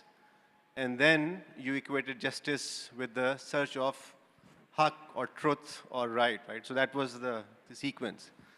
But I was hoping, and maybe you can address the 5 original Maqasid and how did they relate to the idea of rule of law and also the responsibility of the state, especially how they were defined, I guess, originally by Imam Shatibi, the 5 rights. I don't need to enlist them before you, but the right to aql, the right to life, right to liberty and property. So I think those are very, to me, it seemed that those are a very specific list of fundamental rights which Maqasid and Maqasid Sharia defined and still are helpful framework. Though I didn't find a reference in your talk. So maybe you can elaborate further and relevance today. Thank you. Yeah, Professor. Well, Barakallahu Fikum. Thank you, Prof, for this. There are 2 approaches to deal with Maqasid al-Sharia. One puts the Maqasid al-Sharia as a basis for fiqh or qanun law, and therefore makes sure that any law would respect the sanctity of life and intellect and honor and so on as defined by the Sharia. The other approach takes Maqasid al-Sharia in an apologetic angle and therefore keeps the status quo even if it contradicts with the Sharia and apologizes for the status quo by claiming that it preserves the life and wealth and all of that. Just discussing with one of our PhD students the issue of intellectual property, for example, and the relationship between intellectual property and the Sharia. And I told the student that intellectual property is not equal to hifz al-mal. It is not equal to the preservation of wealth. It is a complex system that you have to look at critically and see what from the intellectual property claims is compatible with the Maqasid really, and what from the intellectual property claims that go against the Maqasid. In the name of intellectual property during the COVID, people died because some countries were not allowed to manufacture vaccines, and some countries had issues with distribution and so forth. And therefore, we cannot just say, because of the intellectual property and the international agreements that protect them, we are going to just preserve the principles of the Sharia, but rather to be aware of the real issues. So I totally agree with you, Prof, on the importance of Maqasid, but just as someone who is from that field, I warn from the apologetic approach to the Maqasid in order to perpetrate un-Islamic and inhumane kind of apparatuses. Yeah. Thank you, Prof. JASSER. We can have another question? Okay, while waiting for another question, I have a question, and I think this question, I'm posing it to all the panel. What are actually the strategies do you believe are essential for strengthening the rule of law in a way that supports both national interest and global humanity? So, having said that, the rule of law is a foundation of ensuring justice, upholding humanity in a very large scale. So what are the strategies? What can we do in a very layman term? What can we do? And have we done enough? Tun, maybe you want to start?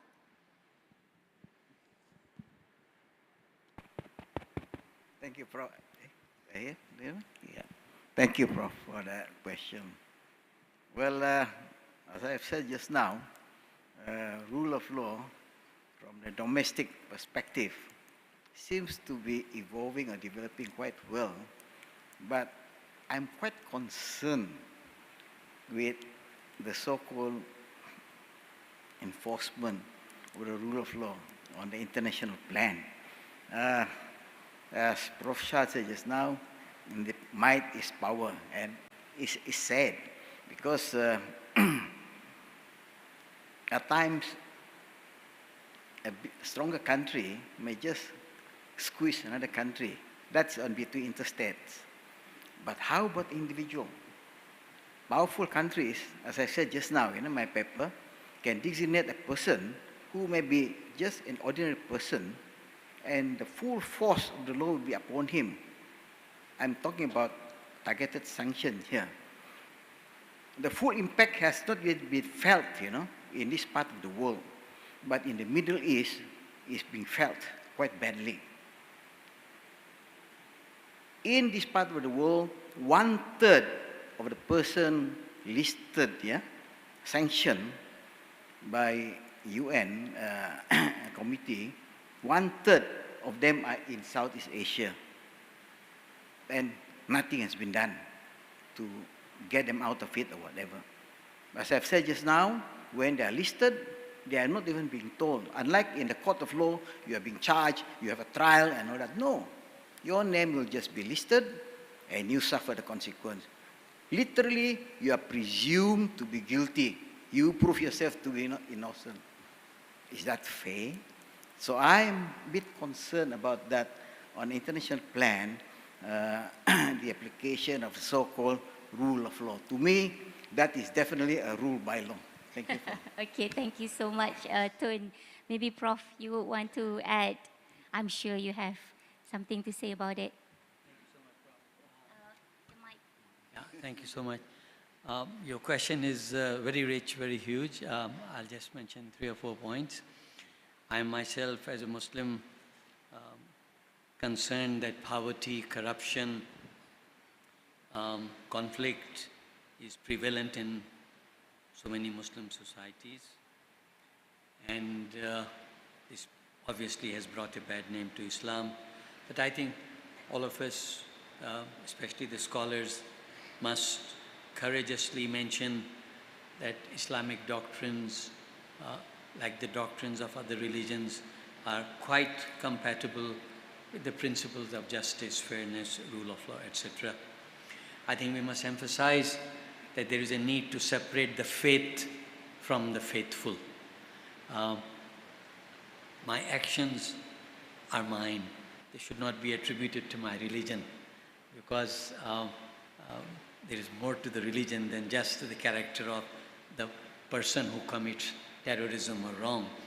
I mean, if terrorism of Al-Qaeda is attributed to Islam, then the daily terrorism of targeted killings, bombings, and trade embargoes by the USA, UK, Israel could be wrongly, I must emphasize, wrongly attributed to the faith of these people, and it should not be.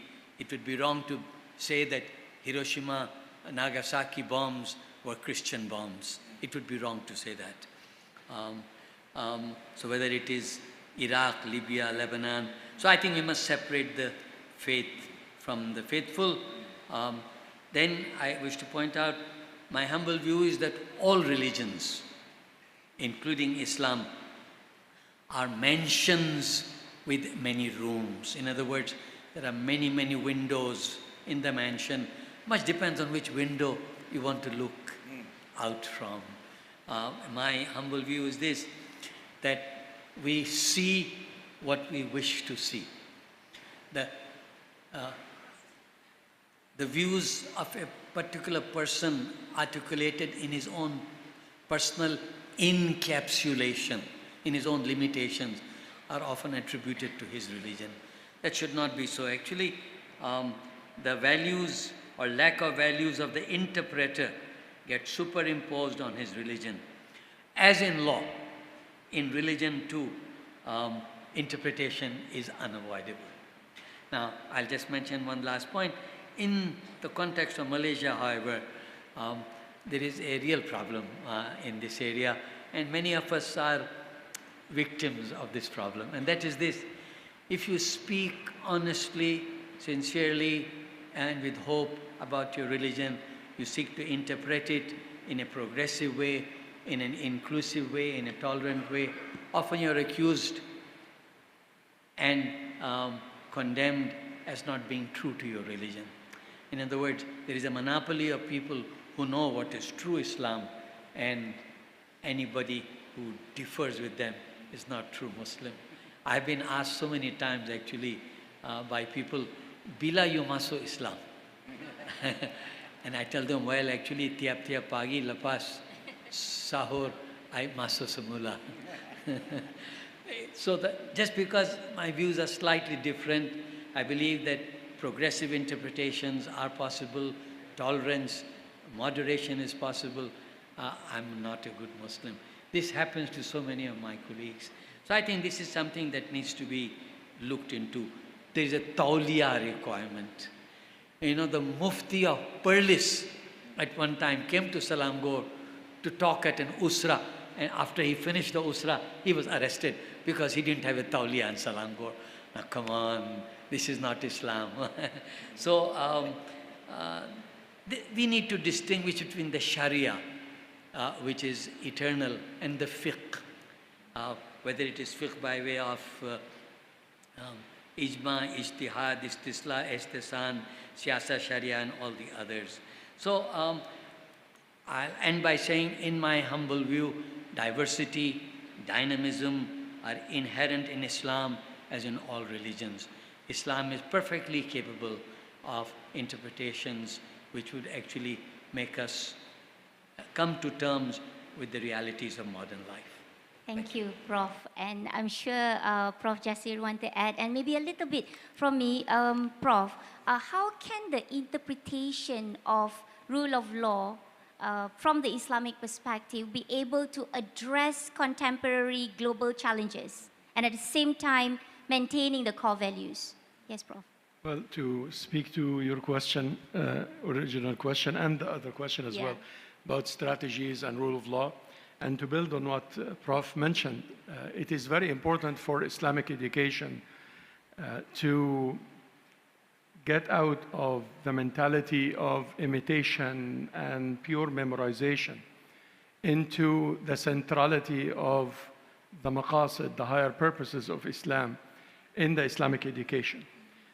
Traditional Islamic education is supposed to be a tradition of the higher values of Islam, rather than a tradition of basically memorizing the thought of people from the past and their contribution.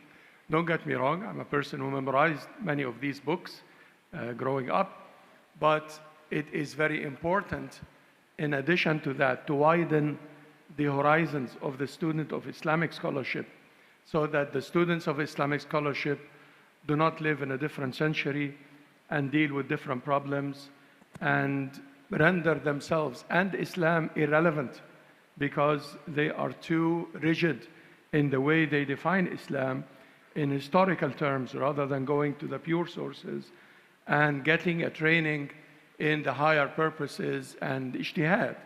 It is very important to widen that circle. It's also, as a strategy, very important to apply the criminal law equally to everybody. The rule of law that Muhammad ﷺ applied when the woman from Quraysh stole and they wanted to punish her and they wanted him to give her an exception, he said, if Fatima, the daughter of Muhammad, steals, then I will be the first person to punish her. That is rule of law, and that is a strategy that maintains rule of law in a society, rather than what he said, sallallahu alaihi wasallam, in the same hadith, those who were before you were destroyed when the noble person steals and they don't punish him, and when the layman steals and then they get punished. So that is also another strategy that I believe is very important. Thank you so much, Prof. And Mr. Amrin, but for you, very special sikit. I just want to add, because of your background, when we talk about this strategy, what role can philanthropy play in addressing that global challenges? Does that actually include in the vocabulary of that strategy? Okay, thank you very much. I think generally we should go back to the basics. You need to ensure that you have strong institutions. There must be effective governance, and the general welfare of the people is being safeguarded or protected. How philanthropies can play a part? I think in Temasek Foundation, we do various capacity building programs, from training in terms of education, promoting access to education to the underserved, supporting women in rearing children, in raising children. So we have done research in terms of how we can help mothers, support mothers in raising children. And this is done in various countries, in Indonesia, in Philippines, and others. And we look at health indicators. I think it's important to look at general welfare of the people, not in a general sense, but through certain indicators like economic participation, investments, also access to justice, and all sorts of things. And a comment on Islam, I think the comment I want to make is that there has been quite a lot of focus on the ritual aspects of Islam. And certain parts of the religion tend to get more hotly discussed, whether it is issue of underage marriage, polygamy, those sorts of things are usually things that people like to get in, have a take or two. And people tend to be very passionate about such matters. But on the spirit of Islam, on the fairness, say, to disadvantaged groups or minorities, the minorities on minorities, certain groups, like whether it's women, whether it is non-Muslims, or whether it is LGBTQ or other groups, I think we tend to shy away a little bit from looking at how we treat them and what is the right Islamic treatment and how do we actually put that into practice. How it relates to rule of law, I think, is the way in which the society embraces people of different faiths, of different beliefs, of different value systems. I think it's pretty important in ensuring that the laws are representative, fair to all, to non-believers as well as believers.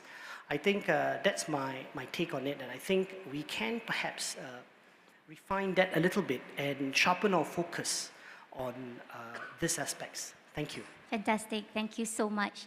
So do we have any last question from the floor? Semua dah lapar ya? Okay, now I think because we don't have any question, we still have, sorry? Okay. Tak nampak comel je kat situ. Yes. Bismillahirrahmanirrahim. Assalamualaikum warahmatullahi wabarakatuh. And a very good afternoon to renowned speakers. My name is Khalida Khalid Ali.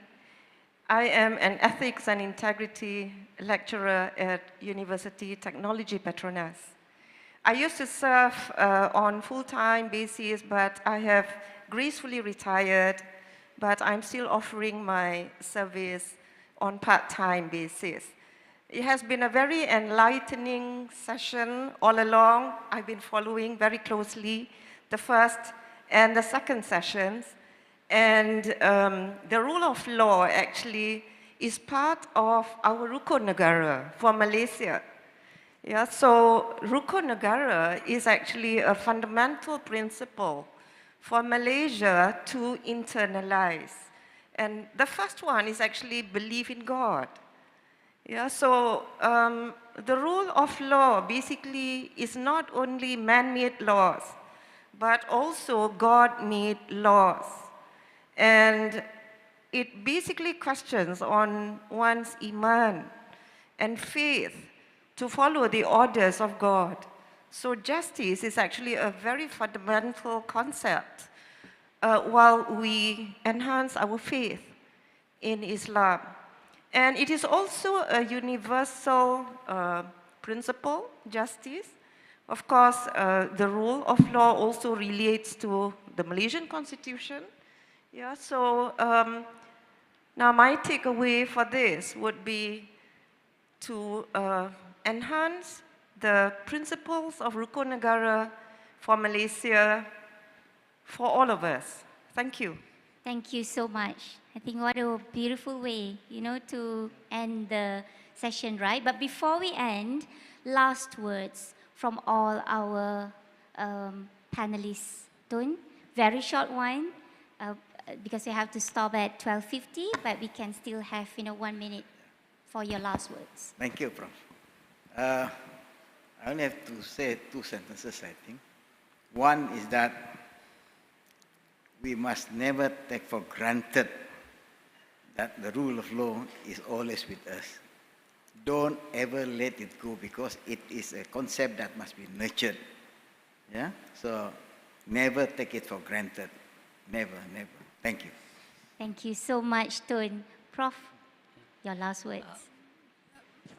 I congratulate Farida for that question. It's very broad. I agree with her that rule of law is a universal concept, just as justice is. Rule of law has a strong backing in our Rukun Nagara and, of course, in our constitution. I just wanted to add this, though it may not be entirely relevant to her question, that while I fully support the idea of the rule of law, I'm passionate about asserting that there are some differences between Western and Eastern concepts of rule of law, democracy, human rights.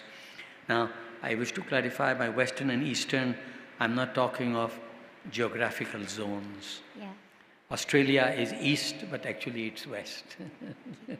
in its value system, it's more close to the USA. But we have to, because we have already received a cue, so we have to... So I'm with you that it's a universal concept, but I wish to emphasize that in some areas there are differences. May I just give one example, then I'll stop. Singapore in 1995 passed a law requiring children to support their parents above 60 years of age. So there is that dimension, there is the Confucius value that you have to support your parents. I don't think in the USA or UK they'll do that.